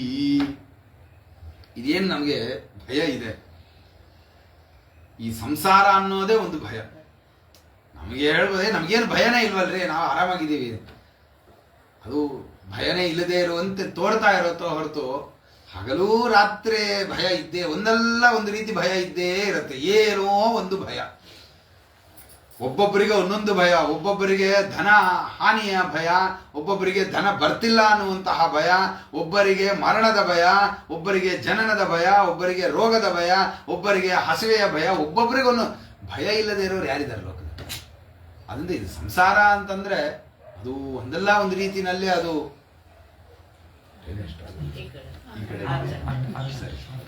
ಅದರಿಂದ ಅದು ಭಯ ಅನ್ನೋದು ಅದು ಇದ್ದೇ ಇರಬೇಕು. ಸಂಸಾರ ಅಂತಂದ್ರೆ ಭಯ ಇದ್ದೇ ಇರುತ್ತೆ. ಆದ್ರೆ ಈ ಭಯದ ನಿವೃತ್ತಿ ಹೇಗೆ? ಯಾವುದರಿಂದ ಭಯ ಹೋಗುತ್ತೆ? ಭಯ ಪರಿಹಾರ ಆಗೋದ್ರೆ ಸಂಸಾರ ನಿವೃತ್ತಿ ಆಗ್ಬೇಕು. ಸಂಸಾರದಲ್ಲಿ ಇರೋ ತನಕ ಭಯನೇ, ಅದು ಏನು ಮಾಡೋಕ್ಕಾಗಲ್ಲ. ಸಂಸಾರದಲ್ಲಿದ್ದು ಭಯ ಇಲ್ಲದೆ ಇರೋದು ಅನ್ನುವಂತಹ ಒಂದು ಪ್ರಸಂಗ ಇರೋದಿಲ್ಲ. ಆದ್ರಿಂದ ಭಯ ನಿವೃತ್ತಿ ಆಗ್ಬೇಕು ಅಂದ್ರೆ ಸಂಸಾರದಿಂದನೇ ನಿವೃತ್ತಿ ಆಗ್ಬೇಕು. ಸಂಸಾರ ನಿವೃತ್ತಿ ಯಾವುದರಿಂದ ಆಗುತ್ತೆ ಅಂತಂದ್ರೆ ಅದಕ್ಕೆ ಹೇಳ್ತಾರೆ, ಮನ್ಯೇ ಕುತಶ್ಚಿತ್ ಭಯಮಚ್ಯುತಸ್ಯ. ಯಾರು ಪರಮಾತ್ಮನ ಪಾದಾಂಬುಜ ಉಪಾಸನ ಮಾತ್ರ ನಿತ್ಯಂ, ಯಾರು ಪರಮಾತ್ಮನ ಪಾದಾರವಿಂದಗಳನ್ನ ನಿರಂತರವಾಗಿ ಉಪಾಸನೆ ಮಾಡ್ತಾ ಇರ್ತಾರೋ, ಅದನ್ನ ಧ್ಯಾನ ಮಾಡ್ತಾ ಇರ್ತಾರೋ, ಅದನ್ನೇ ಸ್ಮರಣೆ ಮಾಡ್ತಾ ಇರ್ತಾರೋ ಅವರಿಗೆ ಅಕುತಶ್ಚಿತ್ ಭಯಂ, ಅವರಿಗೆ ಯಾವ ಭಯನೂ ಇಲ್ಲ. ಯಾಕೆ? ಅವರು ಎಲ್ಲವನ್ನ ಪರಮಾತ್ಮನಲ್ಲಿ ಸಮರ್ಪಣೆ ಮಾಡ್ತಾ ಇರ್ತಾರೆ. ಅದು ಏನಾದ್ರೂ ಅದು ಪರಮಾತ್ಮ ಮಾಡಿದ್ದು ಅಂತ ಅನುಸಂಧಾನದಿಂದ ಇರ್ತಾರೆ ಅವರಾದ್ರಿಂದ ಅವರಿಗೆ ಪರಮಾತ್ಮನ ಬಿಟ್ಟು ಬೇರೆ ಏನು ತೋರೋದೇ ಇಲ್ಲ. ಯಾವುದರ ಯೋಚನೆನೂ ಇರೋದಿಲ್ಲ. ಅಯ್ಯೋ ಅದು ಹಂಗಾಗೋಗ್ಬಿಟ್ರೆ ಏನ್ ಮಾಡ್ಬೇಕು, ಇದು ಹಿಂಗಾಗೋಗ್ಬಿಟ್ರೆ ಅವ್ರು ಯೋಚನೆನೇ ಮಾಡೋದಿಲ್ಲ. ಯಾವ್ದು ಏನಾರ ಹಾಕೊಂಡು ಹೋಗ್ಲಿ ದೇವ್ರು ನೋಡ್ಕೊಳ್ತಾನೆ ಎಂಬುವಂತೆ ಅವರು ಯಾವಾಗಲೂ ನಿರಂತರ ಪರಮಾತ್ಮನನ್ನ ಧ್ಯಾನ ಮಾಡ್ತಾ ಇರ್ತಾರೆ. ಅವರಿಗೆ ಏನೂ ಭಯ ಇಲ್ಲ. ಯಾಕೆ ನಮಗೆ ಭಯ? ಬೇರೆಯವ್ರಿಗೆ ಯಾಕೆ ಭಯ? ಪರಮಾತ್ಮನ ಪಾದಾರವಿಂದಗಳ ಧ್ಯಾನ ಮಾಡುವವರು ಬಿಟ್ಟಿರುವವರಿಗೆ ಯಾಕೆ ಭಯ ಆಗತ್ತೆ ಅಂದ್ರೆ ಅದಕ್ಕೆ ಹೇಳ್ತಾರೆ ಉದ್ವಿಗ್ನ ಬುದ್ಧೇಹೇ. ನಮ್ಮ ಬುದ್ಧಿ ಏನಾಗಿದೆ, ಅದು ಉದ್ವಿಗ್ನವಾಗ್ಬಿಟ್ಟಿದೆ. ಉದ್ವಿಗ್ನವಾಗ್ಬಿಟ್ಟಿದೆ ಅಂತಂದ್ರೆ ಏನರ್ಥ ಅಂತಂದ್ರೆ ತುಂಬಾ ಎಕ್ಸೈಟ್ ಆಗುತ್ತೀವಿ. ಬುದ್ಧಿ ಎಕ್ಸೈಟ್ಮೆಂಟ್ ತುಂಬಾ ಜಾಸ್ತಿ ನಮಗೆ. ಈ ಸಣ್ಣ ವಿಷಯಕ್ಕೂ ತುಂಬಾ ಜಾಸ್ತಿಯಾಗಿ ರಿಯಾಕ್ಟ್ ಮಾಡ್ತೀವಿ ನಾವು. ಅದು ಯಾಕೆ? ಆ ಬುದ್ಧಿಯಲ್ಲಿರುವಂತಹ ಉದ್ವೇಗ. ಅದು ಅಯ್ಯೋ ಹಂಗಾಗ್ಬಿಡ್ತಾ, ಅಯ್ಯೋ ಹಂಗಾಗ್ಬಿಡ್ತಾ, ಒಂದು ಸಣ್ಣ ವಿಷಯ ಅದು ಏನೂ ಆಗಿರಲ್ಲ, ಆದ್ರೂ ಅದನ್ನ ಅಷ್ಟು ದೊಡ್ಡದಾಗಿ ಮಾಡ್ಕೊಳ್ತಾ ಇದೆ. ಉದ್ವಿಗ್ನ ಬುದ್ಧಿ. ಯಾಕೆ ಆ ಬುದ್ಧಿಯಲ್ಲಿ ಉದ್ವೇಗ ಯಾಕೆ ಬರ್ತಾ ಇದೆ? ಅಸದ್ ಆತ್ಮಭಾವಾತ್. ಆತ್ಮಭಾವ ಏನದು? ನಂದು. ನಮ್ದಲ್ಲದೆ ಇರೋ ವಸ್ತುಗಳನ್ನ ಇದು ನಂದು, ಇದು ನನ್ನ ಸುಖಕ್ಕೆ ಸಾಧನ, ಇದರಿಂದ ನನಗೆ ಸುಖ ಸಿಗತ್ತೆ, ಇದರಿಂದ ನನಗೆ ಸಂತೋಷ ಸಿಗತ್ತೆ ಅನ್ನುವಂತಹ ಏನೊಂದು ಭಾವ ಇಟ್ಕೊಂಡಿದ್ದೀವಿ. ಅಸತ್, ಇದು ಸತ್ಯವಾದದ್ದಲ್ಲ, ಇದು ಅಸತ್, ಸುಳ್ಳಿದು. ಯಾಕೆ? ನಮ್ದಲ್ಲ ಅದು. ಯಾವ ವಸ್ತು ಸುಖಕ್ಕೆ ಸಾಧನ ಅಲ್ಲ, ಆ ವಸ್ತುವ ಒಳಗಡೆ ಇರುವ ಪರಮಾತ್ಮ ನಮಗೆ ಸುಖ ಕೊಡಬೇಕು. ಯಾಕೆಂದ್ರೆ ಒಂದೇ ವಸ್ತು ಈಗ ಉದಾಹರಣೆ ತಗೊಂಡಾಗ ಒಂದೇ ಸ್ವೀಟು ಅದು ಒಬ್ಬರಿಗೆ ಸಂತೋಷವನ್ನು ಕೊಡುತ್ತೆ, ಒಬ್ಬರಿಗೆ ದುಃಖವನ್ನು ಕೊಡುತ್ತೆ. ಯಾರಿಗೆ ಡಯಾಬಿಟೀಸು ಅಥವಾ ರೋಗಾದಿ ಉಪದ್ರವಗಳಿದೆ, ಕೊಲೆಸ್ಟ್ರಾಲ್ 28 ತೊಂದರೆಗಳಿದೆ, ಅವರಿಗೆ ಅದೇ ಪದಾರ್ಥ ದುಃಖ ಕಾರಣ ಆಗುತ್ತೆ. ಅದೇ ವಸ್ತು ಇನ್ನೊಬ್ಬರಿಗೆ ಸುಖ ಕಾರಣವಾಗುತ್ತೆ. ಅದರಿಂದ ವಸ್ತು ಸುಖ ಕಾರಣ ದುಃಖ ಕಾರಣ ಅಲ್ಲ, ಅದರ ಒಳಗಡೆ ಇರುವಂತಹ ಪರಮಾತ್ಮ ಆ ಜೀವನ ಯೋಗ್ಯತೆಗೆ ಅನುಗುಣವಾಗಿ ಅವನು ಅದರಿಂದ ಸುಖ ಕೊಡಬೇಕಾ ದುಃಖ ಕೊಡಬೇಕಾ ಅವನು ಆಲೋಚನೆ ಮಾಡಿ ಅದಕ್ಕೆ ಸುಖ ಕೊಡಬೇಕಾದವ್ರಿಗೆ ಸುಖ ಕೊಡ್ತಾನೆ, ದುಃಖ ಕೊಡಬೇಕಾದವ್ರಿಗೆ ದುಃಖ ಕೊಡ್ತಾನೆ. ಇದನ್ನ ನಾವು ಅರ್ಥ ಮಾಡಿಕೊಳ್ಳದೆ ವಸ್ತುವನ್ನ ಸುಖ ಸಾಧನ, ವಸ್ತುವನ್ನ ದುಃಖ ಸಾಧನ ಅಂತ ನಾವು ಅರ್ಥ ಮಾಡಿಕೊಂಡು ಸುಖ ಸಾಧನವಾದ್ರೆ ಅದರಲ್ಲಿ ಇಚ್ಛೆ ಪಡ್ತೀವಿ, ದುಃಖ ಸಾಧನವಾದ್ರೆ ಅದರ ಮೇಲೆ ದ್ವೇಷ ಮಾಡ್ತೀವಿ. ಈ ಒಂದು ಆತ್ಮಭಾವ ಏನಿದೆಯಲ್ಲ, ಇದು ಅಸತ್ತಾದ ಆತ್ಮಭಾವ. ಇದರಿಂದನೇ ನಮಗೆ ಭಯ ಕಾರಣನೇ ಇದು.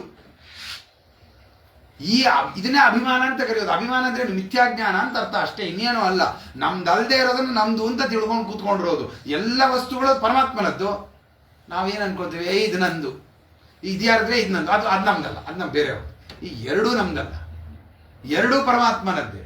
ನಮಗೇನಾಗುತ್ತೆ, ಆ ನಮ್ದು ಅನ್ನುವಂಥ ಭಾವನೆ ಇರುತ್ತಾದ್ರಿಂದ ಆ ನಮ್ಮ ವಸ್ತುವನ್ನ ರಕ್ಷಣೆ ಮಾಡೋದ್ರಲ್ಲಿ ನಮ್ಮ ತಾತ್ಪರ್ಯ. ನಮ್ಮ ವಸ್ತು ಸೇಫ್ ಆಗ್ಬಿಟ್ರೆ ಸಾಕು, ಬೇರೆಯವ್ರದ್ದು ಏನಾರ ಹಾಕೊಂಡು ಹೋಗ್ಲಿ, ಇದು ನಮ್ಮ ಆಲೋಚನೆ. ಆ ನಮ್ಮ ವಸ್ತುವನ್ನ ರಕ್ಷಣೆ ಮಾಡೋದ್ರಲ್ಲಿ ನಮಗೆ ತಾತ್ಪರ್ಯ ಇರುತ್ತಾದ್ರಿಂದ ಆ ವಸ್ತುವಿಗೆ ಏನಾರ ಆಯ್ತು ಅಂತಂದ್ರೆ ಅಯ್ಯೋ ಅದು ಹಾಳಾಗೋಯ್ತಲ್ಲ, ಅಯ್ಯೋ ಅದು ತೊಂದರೆ ಆಗೋಗುತ್ತಲ್ಲ, ಈ ತರಹದ ಭಯ ನಮಗೆ ಬರ್ತಾ ಇದೆ. ಇದು ಕಾರಣ ಏನು? ಅಕುತಶ್ಚಿತ್ ಭಯಂ ಉದ್ವಿಗ್ನ ಬುದ್ಧೇ ಅಸದಾತ್ಮ ಭಾವಾತ್ ವಿಶ್ವಾತ್ಮನ ಯತ್ರ ನಿವರ್ತತೆ ಭೀಹಿ. ಇದನ್ನು ಬಿಡೋದ್ರಿಂದ, ಇದು ಹೋಗೋದ್ರಿಂದ, ಇದು ಯಾವಾಗ ಹೋಗತ್ತೆ ಅಂದ್ರೆ ನಿರಂತರವಾಗಿ ಪರಮಾತ್ಮನ ಪಾದಾರವಿಂದಗಳಲ್ಲಿ ಮನಸ್ಸನ್ನು ಇಡೋದ್ರಿಂದಲೇನೆ ಈ ಒಂದು ಉದ್ವೇಗ, ಮನಸ್ಸಿನಲ್ಲಿರುವ ಉದ್ವೇಗ ಹೋಗುತ್ತೆ, ಅಸದಾತ್ಮ ಭಾವ ಹೋಗುತ್ತೆ. ಎಲ್ಲ ವಸ್ತುಗಳು ಇದು ದೇವರದ್ದು ಅನ್ನುವಂತಹ ಒಂದು ಭಾವನೆ ಬರ್ತಾ ಹೋಗುತ್ತೆ. ಅದು ಒಂದು ದರ್ಸಿ ಇವತ್ತು ಹೇಳಿದ್ವಿ ಇನ್ನು ಅರ್ಧ ಗಂಟೆಗೆ ಬಂದ್ಬಿಡ್ತು ಅನ್ನೋದಕ್ಕೆಲ್ಲ ಅಷ್ಟೆಲ್ಲ ಸುಲಭವಾದದ್ದಲ್ಲ. ಯಾಕಂದ್ರೆ ಈ ಅಭಿಮಾನ ಅನ್ನೋದು ಏನಿದೆ ಬಹಳ ಪ್ರಬಲವಾಗಿ ತುಂಬಾ ರೂಢವಾಗಿ ಕೂತ್ಕೊಂಡಿದೆ. ಅದು ಅಷ್ಟು ಸುಲಭವಾಗಿಲ್ಲ. ಅದು ಹಾಗೆ ಹೊರಗಡೆ ಹೋಗಿ ಅವಾಗ ಅಭಿಮಾನ ಬಿಟ್ಬಿಡ್ತೀನಿ ಅಂದ್ರಲ್ಲ, ಬಿಡಕ್ಕಾಗುವಂಥದ್ದಲ್ಲ. ಅದು ಪ್ರಯತ್ನ, ಬಹಳವಾದಂತಹ ಪ್ರಯತ್ನದ ಮುಖಾಂತರವಾಗಿ ನಾವು ಪರಮಾತ್ಮನನ್ನು ಹೊಂದಬೇಕು. ಅದಕ್ಕೆ ಏನ್ ಮಾಡಬೇಕು, ಅದಕ್ಕೇನು ಉಪಾಯ? ಅದಕ್ಕೆ ಅವರೇ ಹೇಳ್ಬಿಡ್ತಾರೆ, ಕಾಯೇನ ವಾಚ ಮನಸೇಂದ್ರಿಯೈವ ಬುದ್ಧ್ಯಾತ್ಮನಾವ ಅನುಸೃತ ಸ್ವಭಾವಂ ಕರೋತಿ ಯದ್ಯತ್ ಸಕಲಂ ಪರಸ್ಮೈ ನಾರಾಯಣಾಯೇತಿ ಸಮರ್ಪಯೇತ್. ಇದೇ ಉಪಾಯ. ಅದಕ್ಕೆ ಏನು ಉಪಾಯ ಅಂದ್ರೆ, ಮೊದಲು ನಾವು ಮಾಡಿದಂತಹ ಎಲ್ಲ ಕೆಲಸಗಳನ್ನ, ಅದು ಕಾಯನ ಆಗಿರ್ಲಿ, ವಾಚ ಆಗಿರ್ಲಿ, ಮನಸ್ಸಾಗಿರ್ಲಿ, ಏನೇನು ಮಾಡ್ತೀವಿ, ಇಂದ್ರಿಯ ಇರುವ ಬುದ್ಧ ಆತ್ಮನಾವ ಅನುಸೃತ ಸ್ವಭಾವಂ, ನಮ್ಮ ಏನು ಸ್ವಭಾವಕ್ಕೆ ಅನುಗುಣವಾಗಿ ನಾವು ಏನೇನು ಕರ್ಮಗಳನ್ನ ಮಾಡಿದೀವೋ, ಅದು ಏನೇ ಕರ್ಮ ಆಗಿರ್ಲಿ, ಅದು ಸತ್ಕರ್ಮ ಆಗಿರ್ಲಿ, ಅಸತ್ಕರ್ಮ ಆಗಿರ್ಲಿ, ಅದು ಯಾವ್ದಾರ ಹಾಕೊಂಡು ಹೋಗಿರ್ಲಿ. ಜಗನ್ನಾಥದಾಸರು ಹೇಳ್ಬೇಕಾದ್ರೆ ದ್ವಂದ್ವ ಕರ್ಮಗಳ ಹರಿಗರ್ಪಿಸುತ್ತ ಅಂತಂತಾರೆ. ಅದರಿಂದ ಎರಡೂ ಕರ್ಮಗಳು, ಯಾಕೆ ಎರಡೂ ಮಾಡಿಸಿರೋದು ಪರಮಾತ್ಮನೇ. ಇಂದ್ರಿಯ ಪ್ರೇರಕ ಅವನೇನೆ, ತತ್ವಾಭಿಮಾನಿ ಪ್ರೇರಕ ಅವರೇನೆ, ಮತ್ತೆ ಒಳಗಡೆ ಇರುವಂತಹ ಪ್ರಕೃತಿ ಮೊದಲಾದಂತಹ 24 ತತ್ವಗಳನ್ನು ಪ್ರೇರಣೆ ಮಾಡುವವನು ಅವನೇನೆ, ಎಲ್ಲ ಮಾಡುವವನು ಅವನೇ. ಆದ್ದರಿಂದ ಎಲ್ಲವನ್ನ ಅವನೇ ಪ್ರೇರಣೆ ಮಾಡಿರ್ತಾನೆ. ಅದನ್ನು ಅನುಸಂಧಾನ ಮಾಡಿಕೊಂಡು ಕರೋತಿ ಯದ್ಯತ್, ಏನೇನು ಮಾಡ್ತಾನೋ ಸಕಲಂ ಅದೆಲ್ಲವನ್ನ ನಾರಾಯಣ ಏತಿ ಸಮರ್ಪಯೇತತ್, ಅದನ್ನು ಪರಮಾತ್ಮನಿಗೆ ಸಮರ್ಪಣೆ ಮಾಡಿ. ಏನು ಸಮರ್ಪಣೆ ಅಂದ್ರೆ ಏನು ಅಂದ್ರೆ ಇನ್ನೇನು ಅಲ್ಲ, ಇದು ನಿನ್ನ ಪೂಜಾ, ಈ ಕರ್ಮ ನಿನ್ನ ಪೂಜಾ ರೂಪವಾದಂತಹದ್ದು. ಇದರಿಂದ ನೀನು ಪ್ರೀತನಾಗು. ಇದರಿಂದ ಏನು ಫಲ ಇದೆಯೋ, ಅದು ಏನು ಫಲ ಬರುತ್ತೋ ಆ ಫಲದ ಭೋಕ್ತ ನೀನು, ಅದರ ಕರ್ತ, ಸ್ವತಂತ್ರ ಕರ್ತ, ಕರ್ಮದ ಸ್ವತಂತ್ರ ಕರ್ತ ನೀನು, ನಮ್ಮ ಇಂದ್ರಿಯ ಪ್ರೇರಕ ನೀನು. ನೀನೇ ನಿಂತು ಮಾಡಿಸಿದ್ದು, ನೀನೇ ಮಾಡಿದ್ದು, ನೀನೇ ಇದರ ಫಲವನ್ನು ಭೋಗ ಮಾಡುವವನು. ಆ ಫಲದಲ್ಲಿ ಸ್ವಾಖ್ಯ ರಸ ಅಂತ ಇರುತ್ತೆ, ಅದನ್ನು ಪರಮಾತ್ಮ ಭೋಗ ಮಾಡ್ತೇವೆ. ಫಲವನ್ನು ಭೋಗ ಮಾಡುವವನು ನೀನು. ಅದರಿಂದ ಭೋಕ್ತೃತ್ವದಲ್ಲಿ ಸ್ವಾತಂತ್ರ್ಯ ನಿನಗೆ ಇರೋದು. ಈ ಫಲ ನಿನ್ನ ಅಧೀನ. ನೀನು ಸಂತುಷ್ಟನ, ನಿನಗೆ ಪ್ರೀತಿಯ. ಇದೇ ಪಂಚದಳಾತ್ಮಕವಾದಂತಹ ಒಂದು ಸಮರ್ಪಣೆ. ಈ ಸಮರ್ಪಣೆ ಸಮರ್ಪಯೇತತ್, ಅದನ್ನು ಪರಮಾತ್ಮನಿಗೆ ನಾರಾಯಣಾಯತಿ ಸಮರ್ಪಯೇತತ್, ಅದನ್ನು ಸಮರ್ಪಣೆ ಮಾಡ್ರಿ. ಯಾಕೆ ಇದು ಭಯ ಬರೋದಕ್ಕೆ ಕಾರಣವನ್ನು ಹೇಳ್ತಾರೆ, ತುಂಬಾ ಚೆನ್ನಾಗಿದೆ. ಭಯಂ ದ್ವಿತೀಯಾಭಿ ನಿವೇಶತಃ ಸ್ಯಾತ್ ಈಶಾಪ ಸ್ಯಾತ್ ಈಶಾದಪೇತಸ್ಯ ವಿಪರ್ಯಯೋ ಸ್ಮೃತಿ. ಭಯ ಯಾವಾಗ ಬರುತ್ತೆ ಅಂದ್ರೆ ದ್ವಿತೀಯ ಅಭಿನಿವೇಶತಃ. ದ್ವಿತೀಯ ಅಭಿನಿವೇಶ, ದ್ವಿತೀಯ ಅಭಿನಿವೇಶ ಅಂತಂದ್ರೆ ಏನು? ಎರಡನೆಯದರ ಜ್ಞಾನ. ಯಾವ್ದು ಎರಡನೆಯದರ ಜ್ಞಾನ ಅಂದ್ರೆ ಪರಮಾತ್ಮ ಸ್ವತಂತ್ರ ಒಬ್ಬನೇ, ಅವನೊಬ್ಬನೇ ಸ್ವತಂತ್ರ. ಅವನನ್ನು ಬಿಟ್ಟು ಇನ್ನೊಬ್ಬ ಸ್ವತಂತ್ರನನ್ನ ನಾವು ಚಿಂತನೆ ಮಾಡ್ತೀವಿ. ಆದ್ರಿಂದ ದ್ವಿತೀಯ ಅಭಿನಿವೇಶ ಬರ್ತಾ ಇದೆ ನಮಗೆ. ನಾವು ಸ್ವತಂತ್ರರು, ಈ ಕರ್ಮವನ್ನ ನಾವು ಸ್ವತಂತ್ರವಾಗಿ ಮಾಡ್ತಾ ಇದ್ದೀವಿ. ದ್ವಿತೀಯ ಅಭಿನಿವೇಶ ಬರ್ತಾ ಇದೆ ನಮ್ಮಲ್ಲಿ. ಈ ದ್ವಿತೀಯ ಅಭಿನಿವೇಶದಿಂದ ಭಯ ಬರುತ್ತೆ. ಅದು ಶ್ರುತಿ ವಾಕ್ಯ. ಭಯಂ ದ್ವಿತೀಯ ಅಭಿನಿವೇಶತಃ ಅಂತ ಶ್ರುತಿ ಹೇಳ್ತಾ ಇದೆ. ಆದ್ರಿಂದ ನಮ್ಮ ಭಯಕ್ಕೆ ಕಾರಣ ಆಗ್ತಾ ಇರೋದೇ ಅದು. ಏನಾಗುತ್ತೆ ನೋಡ್ರಿ, ಯಾವುದೋ ಒಂದು ಏನೋ ಒಂದು ಕಳ್ತನನೋ ಕೊಲೆನೋ ಏನೋ ಒಂದು ಆಗಿದೆ, ಅದನ್ನ ಯಾರು ಕ್ಲೈಮ್ ಮಾಡ್ತಾ ಇಲ್ಲ. ನಾವು ಹೋಗಿ ಕ್ಲೈಮ್ ಮಾಡಿದ್ವಿ, ನಾ ಮಾಡಿದ್ದೀನಿ ಅಂತ. ಯದ್ಯಪಿ ನಾವು ಮಾಡಿಲ್ಲ, ನಾವು ಮಾಡಿದ್ದೀವಿ ಅಂತ ಏನ್ ಮಾಡ್ತಾರೆ? ಅದರ ಶಿಕ್ಷೆ ನಮ್ಗೆ ಕೊಡ್ತಾರೆ. ನಾವು ಮಾಡೇ ಇಲ್ಲ ಆದ್ರೂ ಶಿಕ್ಷೆ ಅನುಭವಿಸ್ತೀವಿ. ಯಾತಕ್ಕೆ? ನಾವು ಕ್ಲೈಮ್ ಮಾಡ್ಕೊಂಡಿದ್ವಿ, ನಾವು ಮಾಡಿದ್ದೀವಿ ಅಂತ. ಹಾಗೆ ಈ ನಾವು ದಿನನಿತ್ಯ ಮಾಡುವ ಕರ್ಮಗಳು, ಇದು ನಾವು ಮಾಡೇ ಇಲ್ಲ. ಪರಮಾತ್ಮ ಮಾಡ್ತಾ ಇರೋದು ಕರ್ಮವನ್ನ. ನಾವು ಮಾಡಿಲ್ಲದೆ ಇರೋ ಕರ್ಮವನ್ನ ನಾವೇನ್ ಮಾಡ್ತಾ ಇದ್ದೀವಿ? ನಾವು ಸ್ವತಂತ್ರ ಅಂತ ನಾವು ಅದರಲ್ಲಿ ಕ್ಲೈಮ್ ಮಾಡ್ಕೊಳ್ತಾ ಇದ್ದೀವಿ. ಕ್ಲೈಮ್ ಮಾಡ್ಕೊಂಡಾಗ ಏನಾಗುತ್ತೆ? ಅನುಭವಿಸು ಅಂತ ಹೇಳಿ ನಮಗೆ ಆ ಸಂಸಾರವನ್ನು ಉಣಿಸ್ತಾ ಇದ್ದಾನೆ ಪರಮಾತ್ಮ. ಆ ಬಂಧನವನ್ನ ಹಾಕ್ತಾ ಇದ್ದಾನೆ ನಮಗೆ. ಅದಕ್ಕೆ ಭಯಂ ದ್ವಿತೀಯ ಅಭಿನಿವೇಶತಃ. ನಮಗೆ ಭಯ ಬರ್ತಿರೋದೇ ಅದರಿಂದ. ಅದನ್ನು ಬಿಡಬೇಕಾಗಿರೋದೇ ಬಹಳ ಮುಖ್ಯವಾಗಿ ಬೇಕಾಗಿರೋದು. ಅದರಿಂದನೇ ಏನಾಗುತ್ತೆ? ಈಶಾತ್ ಅಪೇತಸ್ಯ. ಆ ದ್ವಿತೀಯ ಅಭಿನಿವೇಶದಿಂದ ಏನಾಗುತ್ತೆ? ಪರಮಾತ್ಮನನ್ನು ಬಿಟ್ಟು ಬೇರೆ ವಸ್ತುಗಳಲ್ಲೇ ನಮಗೆ ತಾತ್ಪರ್ಯ, ಅದರಲ್ಲೇ ನಮಗೆ ಕಾಮನ. ಅದೇ ಹೇಳಿದ್ನಲ್ಲ, ಈ ವಸ್ತುಗಳನ್ನು ಸುಖ ಸಾಧನ ಅಂತ ಅನ್ಕೊಳ್ಳೋದು. ವಸ್ತು ಸುಖ ಸಾಧನ ಅಲ್ಲ ಅಂದ್ರೆ ನಮ್ಗೆ ಜ್ಞಾನ ಇಲ್ಲ. ಅದರಿಂದ ಏನಾಯ್ತು? ದ್ವಿತೀಯ ಪರಮಾತ್ಮನನ್ನು ಬಿಟ್ಟು ಬೇರೆ ವಸ್ತುಗಳಲ್ಲಿ ಅಭಿನಿವೇಶ ಮಾಡ್ತಾ ಇದೀವಿ. ಇದರಿಂದ ನಮಗೆ ಸುಖ ಬರುತ್ತೆ, ಇದು ನಮಗೆ ಒಳ್ಳೆಯದು, ಇದು ನಮಗೆ ಕೆಟ್ಟದ್ದು, ಇದು ನಮಗೆ ಬೇಕು, ಇದು ನಮಗೆ ಬೇಡ. ಈ ದ್ವಿತೀಯ ಅಭಿನಿವೇಶ ಏನ್ ಮಾಡ್ತಾ ಇದೀವಲ್ಲ, ಅದರಿಂದ ಏನಾಗ್ತಾ ಇದೆ? ಈಶಾತ್ ಅಪೇತಸ್ಯ. ನಮ್ಮ ಬುದ್ಧಿ ಪರಮಾತ್ಮನಿಂದ ದೂರ ಹೋಗ್ತಾ ಇದೆ, ವಿಷಯದಲ್ಲಿ ಆಸಕ್ತವಾಗತ್ತೆ. ಈ ವಸ್ತು ನಮಗೆ ಸುಖ ಸಾಧನ, ಆದ್ರಿಂದ ಆ ವಸ್ತು ಬೇಕು ಅಂತ ಬುದ್ಧಿ ಬರುತ್ತೋ ಹೊರತು ಪರಮಾತ್ಮ ನಮಗೆ ಸುಖ ಸಾಧನ ಅಂತ ಜ್ಞಾನ ಬಂದ್ರೆ ಪರಮಾತ್ಮನಲ್ಲಿ ನಾವು ಆಸಕ್ತರಾಗ್ತೀವಿ. ನಾವು ಅದನ್ನ ಬಿಟ್ಟು ಏನ್ ಮಾಡ್ತೀವಿ? ವಸ್ತುವಿನಲ್ಲಿ ಆಸಕ್ತವಾಗ್ತೀವಿ. ಮನೆ, ಕಾರು ಇತ್ಯಾದಿಗಳು ಏನಿದೆ, ದುಡ್ಡು, ಈ ವಸ್ತು ನಮಗೆ ಸುಖ ಸಾಧನ, ಅದರಲ್ಲಿ ನಮಗೆ ಆಸಕ್ತಿ ಬರ್ತಾ ಇದೆ. ಈಶಾದ್ ಅಪೇತಸ್ಯ ವಿಪರ್ಯಯ ಅಸ್ಮೃತಿ. ಅದರಿಂದ ತಾನೇ ವಿಪರ್ಯಯ ಅಂತಂದ್ರೆ ವಿಪರೀತ ಜ್ಞಾನ, ಭ್ರಾಂತಿ ಬರ್ತಾ ಇರೋದೇ ನಮ್ಗೆ. ಅದರಿಂದ ವಿಪರೀತ ಜ್ಞಾನ ಬರ್ತಾ ಇದೆ. ಮತ್ತೆ ಜೊತೆಗೆ ಏನ್ ಬರ್ತಾ ಇದೆ? ಅಸ್ಮೃತಿ, ಪರಮಾತ್ಮನ ಸ್ಮೃತಿ ಬರ್ತಾ ಇಲ್ಲ. ಇದೆಲ್ಲವೂ ಕಾರಣ. ಅದಕ್ಕೋಸ್ಕರ ಏನ್ ಮಾಡಬೇಕು? ಮಾಡುವ ಎಲ್ಲ ಕರ್ಮಗಳನ್ನ, ಪ್ರತಿಯೊಂದು ಕಾರ್ಯವನ್ನ ಏನ್ ಮಾಡಬೇಕು?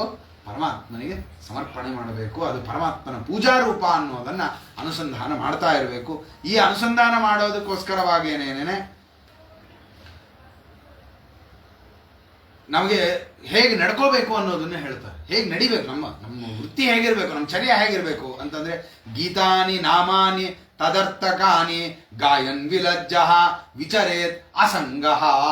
ನಿರಂತರವಾಗಿ ಬಾಯಲ್ಲಿ ದೇವರ ನಾಮವನ್ನ ವಿಲಜ್ಜರಾಗಿ ಹೇಳ್ತಾ ಇರಬೇಕು. ನಮಗೆ ಬಹಳ ನಾಚಿಕೆ ಆಗುತ್ತೆ. ಒಂದಷ್ಟು ಜನ ಸೇರಿರೋದು ಎಲ್ಲರ ಮುಂದೆ ಗೋವಿಂದ ಹರಿ ಕೃಷ್ಣ ಅಂತ ದೇವರ ನಾಮವನ್ನ ಹೇಳೋದಕ್ಕೆ ಅಯ್ಯೋ ಯಾರು ಏನಾರು ಅನ್ಕೊಂಡ್ಬಿಡ್ತಾರೆ. ಅಯ್ಯೋ ಎಲ್ಲಾರು ಯಾಕೆ ಇವ್ನು ಹಿಂಗೆ ಕಿರ್ಚ್ತಾ ಇದ್ದಾನೆ, ಇವನು ಹುಚ್ಚಿಡ್ದು ಬಿಟ್ಟಿದೆ ಅನ್ಕೊಂಡ್ಬಿಡ್ತಾನೆ ಅಂತ ನಾವೇನ್ ಮಾಡ್ತೀವಿ? ನಾವು ಹೆಸಿಟೇಟ್ ಮಾಡ್ತೀವಿ. ದೇವರ ನಾಮವನ್ನು ಹೇಳೋದಕ್ಕೆ ಸುಮ್ಮನೆ ಮನಸ್ಸಲ್ಲಿ ಹೇಳ್ಕೊಳ್ಳೋಣ ಸಾಕು ಅಂತ. ಅದು ಮನಸ್ಸಲ್ಲೂ ಹೇಳ್ಕೊಳ್ಳಲ್ಲ ನಾವು ಕೊನೆಗೆ, ಅದು ಗಟ್ಟಿಯಾಗಿ ಹೇಳಬೇಕು. ವಿಲಜ್ಜ, ನಾಚಿಕೆ ಇರುವಾರು. ದೇವರ ನಾಮ ಹೇಳೋದಕ್ಕೆ ಏನು ನಾಚಿಕೆ ನಮಗೆ? ಗಟ್ಟಿಯಾಗಿ ದೇವರ ನಾಮವನ್ನೇ ಹೇಳ್ತಾ ಇರಬೇಕು. ಶೃಣ್ವನ್ ಸುಭದ್ರಾಣಿ ರಥಾಂಗಪಾಣೆ, ಅದಕ್ಕೇನು ಮಾಡಬೇಕು? ನಿರಂತರವಾಗಿ ಪರಮಾತ್ಮನ ಆ ಗುಣಗಳನ್ನ ಶೃಣ್ವನ್ ಕೇಳ್ತಾ ಇರಬೇಕು. ಜನ್ಮಾನಿ ಕರ್ಮಾಣಿ ಚ ಯಾನಿ ಲೋಕೆ, ಆ ಪರಮಾತ್ಮನ ಏನು ಅವತಾರಗಳು, ಅವನ ಕರ್ಮಗಳು, ಅವನು ಏನೇನು ಮಾಡದ, ಇದನ್ನ ನಿರಂತರ ಕೇಳ್ತಾನೇ ಇರಬೇಕು. ಅದಕ್ಕೋಸ್ಕರನೇ ಸ್ವಾಮಿಗಳ ಒಂದು ಸಂಕಲ್ಪ, ಎಲ್ಲರ ಜಾಗಗಳಲ್ಲಿ, ಎಲ್ಲರ ಮನೆಗಳಲ್ಲಿ ಭಾಗವತ ಎಲ್ಲರೂ ಕೇಳಿದ್ದಾರೆ. ಎಲ್ರಿಗೂ ಗೊತ್ತು ಭಾಗವತದಲ್ಲಿ ಏನಿದೆ, ಯಾರಿಗೂ ಗೊತ್ತಿಲ್ಲ ಹೇಳಿ ಭಾಗವತ, ಎಲ್ಲರಿಗೂ ಗೊತ್ತು. ಎಷ್ಟೋ ಜನಕ್ಕಂತೂ ಭಾಗವತ ಶ್ಲೋಕಗಳು ಕೂಡ ಬಾಯಿ ಬಂದ್ಬಿಟ್ಟಿದೆ. ಅಷ್ಟು ಸರ್ತಿ ಕೇಳಿರ್ತಾರೆ, ಹೇಳಿರ್ತಾರೆ, ಓದಿರ್ತಾರೆ, ಎಲ್ಲ ಮಾಡಿರ್ತಾರೆ. ಮತ್ತೆ ಅದನ್ನೇ ಯಾಕೆ ಮಾಡಬೇಕು ಅಂದ್ರೆ ಅದನ್ನ ಮಾಡ್ತಾನೇ ಇರಬೇಕು. ಶೃಣ್ವನ್ ಸುಭದ್ರಾಣಿ ರಥಾಂಗಪಾಣೇ ಜನ್ಮಾನಿ ಕರ್ಮಾಣಿ ಚ ಯಾನಿ ಲೋಕೆ, ಆ ರೀತಿಯಾಗಿ ಕೇಳ್ತಾ ಗೀತಾನಿ ನಾಮಾನಿ, ಯಾವುದು ಅಲ್ಲಿ ಹೇಳಲ್ಪಟ್ಟಿದೆಯೋ ಆ ನಾಮಗಳು, ಅದನ್ನ ತದರ್ಥಕಾನಿ ಗಾಯನ್ ವಿಲಜ್ಜ ವಿಚರೇತ್ ಅಸಂಗಃ, ಅಸಂಗರಾಗಿರ್ಬೇಕು. ಯಾವುದರಲ್ಲೂ ನಮಗೆ ಏನಂತಾರೆ ಅದಕ್ಕೆ, ಅಭಿನಿವೇಶ, ನಮಗೆ ಏನು ಸಂಬಂಧ ಇಲ್ಲ ಅನ್ನುವಂತೆ ಇರಬೇಕು.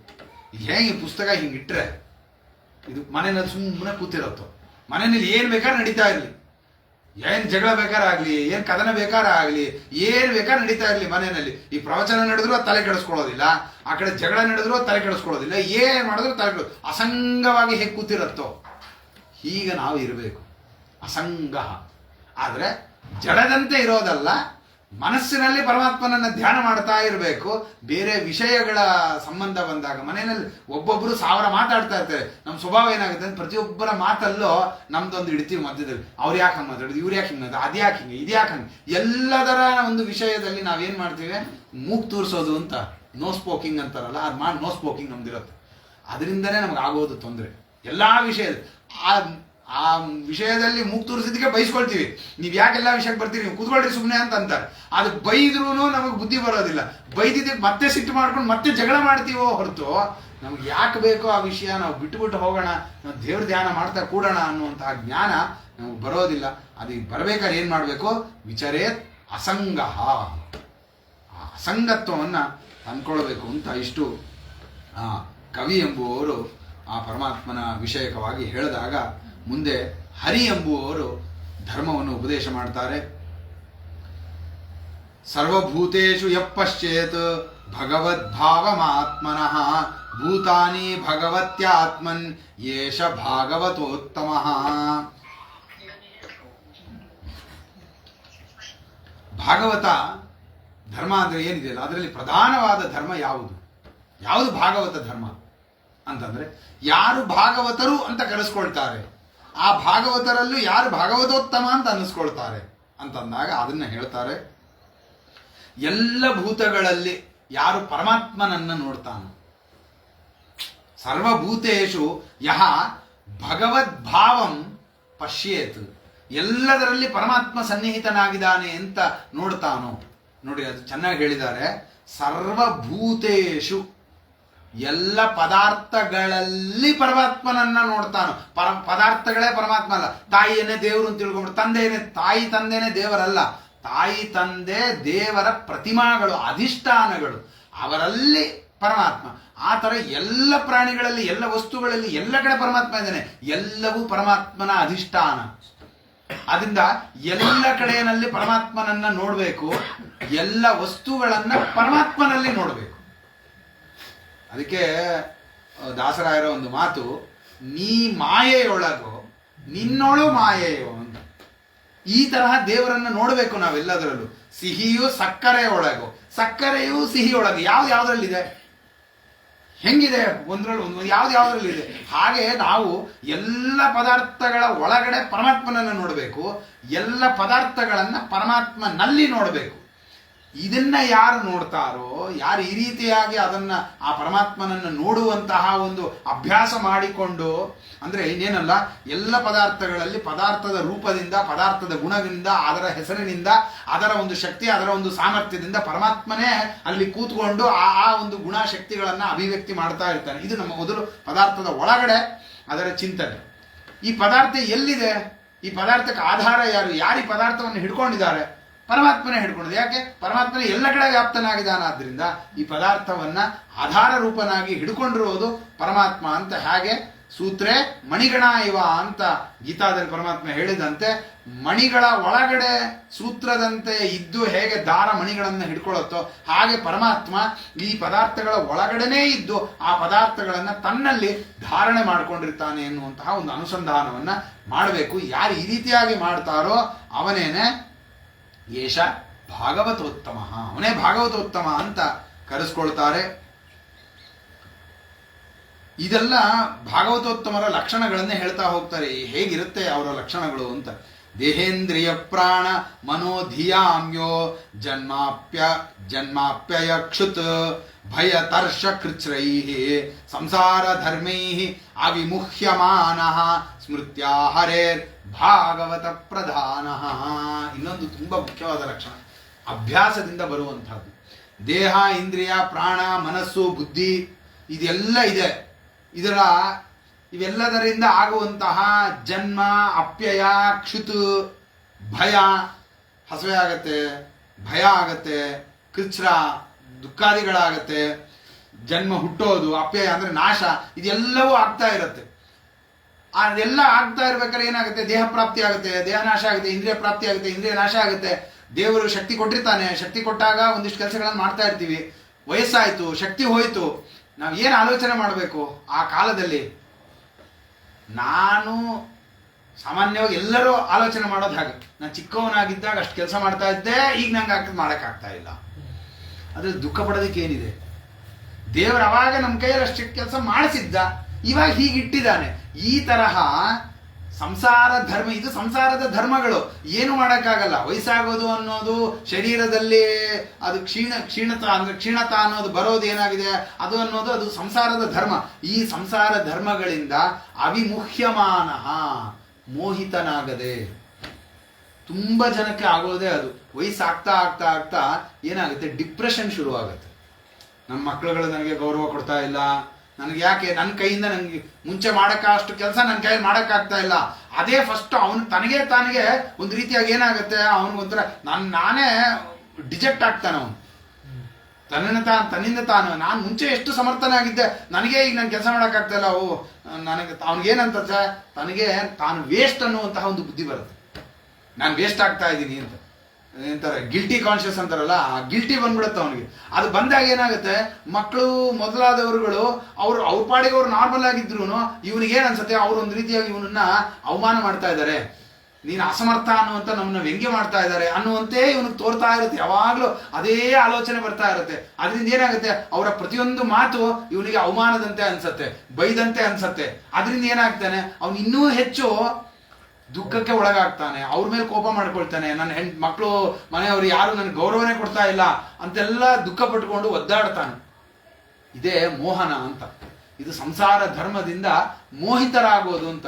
ಇದನ್ನು ಮೋಹಿತರಾಗಬಾರದು. ಇದು ಸಂಸಾರದ ಧರ್ಮ, ಇದು ಪರಮಾತ್ಮ ಮಾಡಿಸ್ತಾ ಇದ್ದಾನೆ, ಇದು ಆಗ್ತಾನೇ ಇರತ್ತೆ ಅಂತ ಯಾರು ಸ್ಮೃತ್ಯಾ ಹರೇಹೇ, ಪರಮಾತ್ಮನ ಸ್ಮರಣೆಯಿಂದ ಯಾರು ಅವಿಮುಹ್ಯಮಾನ, ಯಾರು ಮೋಹಿತರಾಗದೇ ಇರ್ತಾರಲ್ಲ, ಸಹ ಭಾಗವತ ಪ್ರಧಾನ, ಅವನ್ನ ಭಾಗವತ ಪ್ರಧಾನ ಅಂತ ಕರೀತಾರೆ. ಅಂದ್ರೆ ನಾವು ಅಭ್ಯಾಸ ಮಾಡ್ಕೊಳ್ಬೇಕು ಅಂತ ಅರ್ಥ.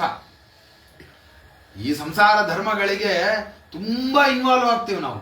ಆ ಇನ್ವಾಲ್ವ್ ಆಗದೆ ಪರಮಾತ್ಮನನ್ನ ಸ್ಮರಣೆ ಮಾಡ್ತಾ ಧ್ಯಾನ ಮಾಡ್ತಾ ಇದು ಯಾವುದರಿಂದಲೂ ಮೋಹಿತರಾಗದೆ ಅದು ಏನ್ ನಡ್ಕೊಂಡು ಹೋಗ್ತಾ ಇರಲಿ ಅಂತ ನಮ್ಮ ಪಾಡಿಗೆ ನಾವು ಅದಕ್ಕೆ ರಾಮಕೃಷ್ಣ ಅಂತ ಇರು ಅಂತ ವಯಸ್ಸಾದ ಏನಾದ್ರು ರಾಮಕೃಷ್ಣ ಅಂತ ಇರೋ ಅಂದ್ರೆ ಏನಾರ ನಡ್ಕೊಂಡು ಹೋಗ್ಲಿ, ಅದು ಏನ್ ಬೇಕಾದ್ರೆ ಹಾಕೊಂಡು ಹೋಗ್ಲಿ, ಜಗತ್ ಪ್ರಳಯ ಆಗೋಗ್ಲಿ, ನಮಗೇನಾಗಬೇಕಾಗಿದೆ, ನನ್ನಾಯ್ತು ನನ್ನ ದೇವರಾಯ್ತು, ಇಷ್ಟರಿಂದ ನಾವು ಇದ್ರೆ ಅವಿಮುಹ್ಯಮಾನ, ಸಂಸಾರ ಧರ್ಮಗಳಿಗೆ ನಾವು ಮೋಹಿತರಾಗದೆ ಇರ್ತೀವಿ.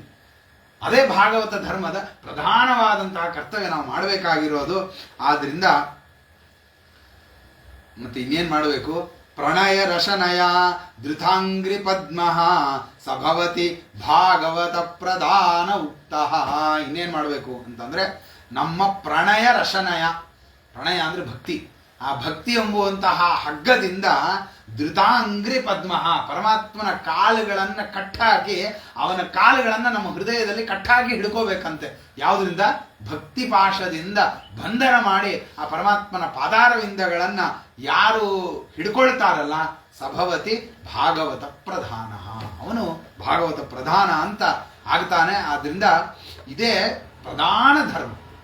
ದೂರು ಮಾಡಬೇಕಾಗಿರೋ ಕರ್ತವ್ಯ ಭಕ್ತಿ ಅನ್ನೋದು, ಅದನ್ನು ಅವಶ್ಯವಾಗಿ ಮಾಡಬೇಕು ಅಂತ ಹರಿ ಎಂಬುವಂತಹ ಜಾಯಂತೆಯರು ಅದನ್ನು ಉಪದೇಶ ಮಾಡ್ತಾರೆ. ಅದಾದಮೇಲೆ ಅಂತರಿಕ್ಷ ಅನ್ನುವವರು, ಆಮೇಲಿಂದ ಪ್ರಬುದ್ಧ ಅನ್ನುವವರೆಲ್ಲರೂ ಆ ಧರ್ಮಗಳನ್ನು ಉಪದೇಶ ಮಾಡ್ತಾರೆ. ಏನು ಅನ್ನೋದನ್ನು ನಾಳೆ ನೋಡೋಣ. ಕೃಷ್ಣಾರ್ಪಣಮಸ್ತು. ಹರಯೇ ನಮಃ.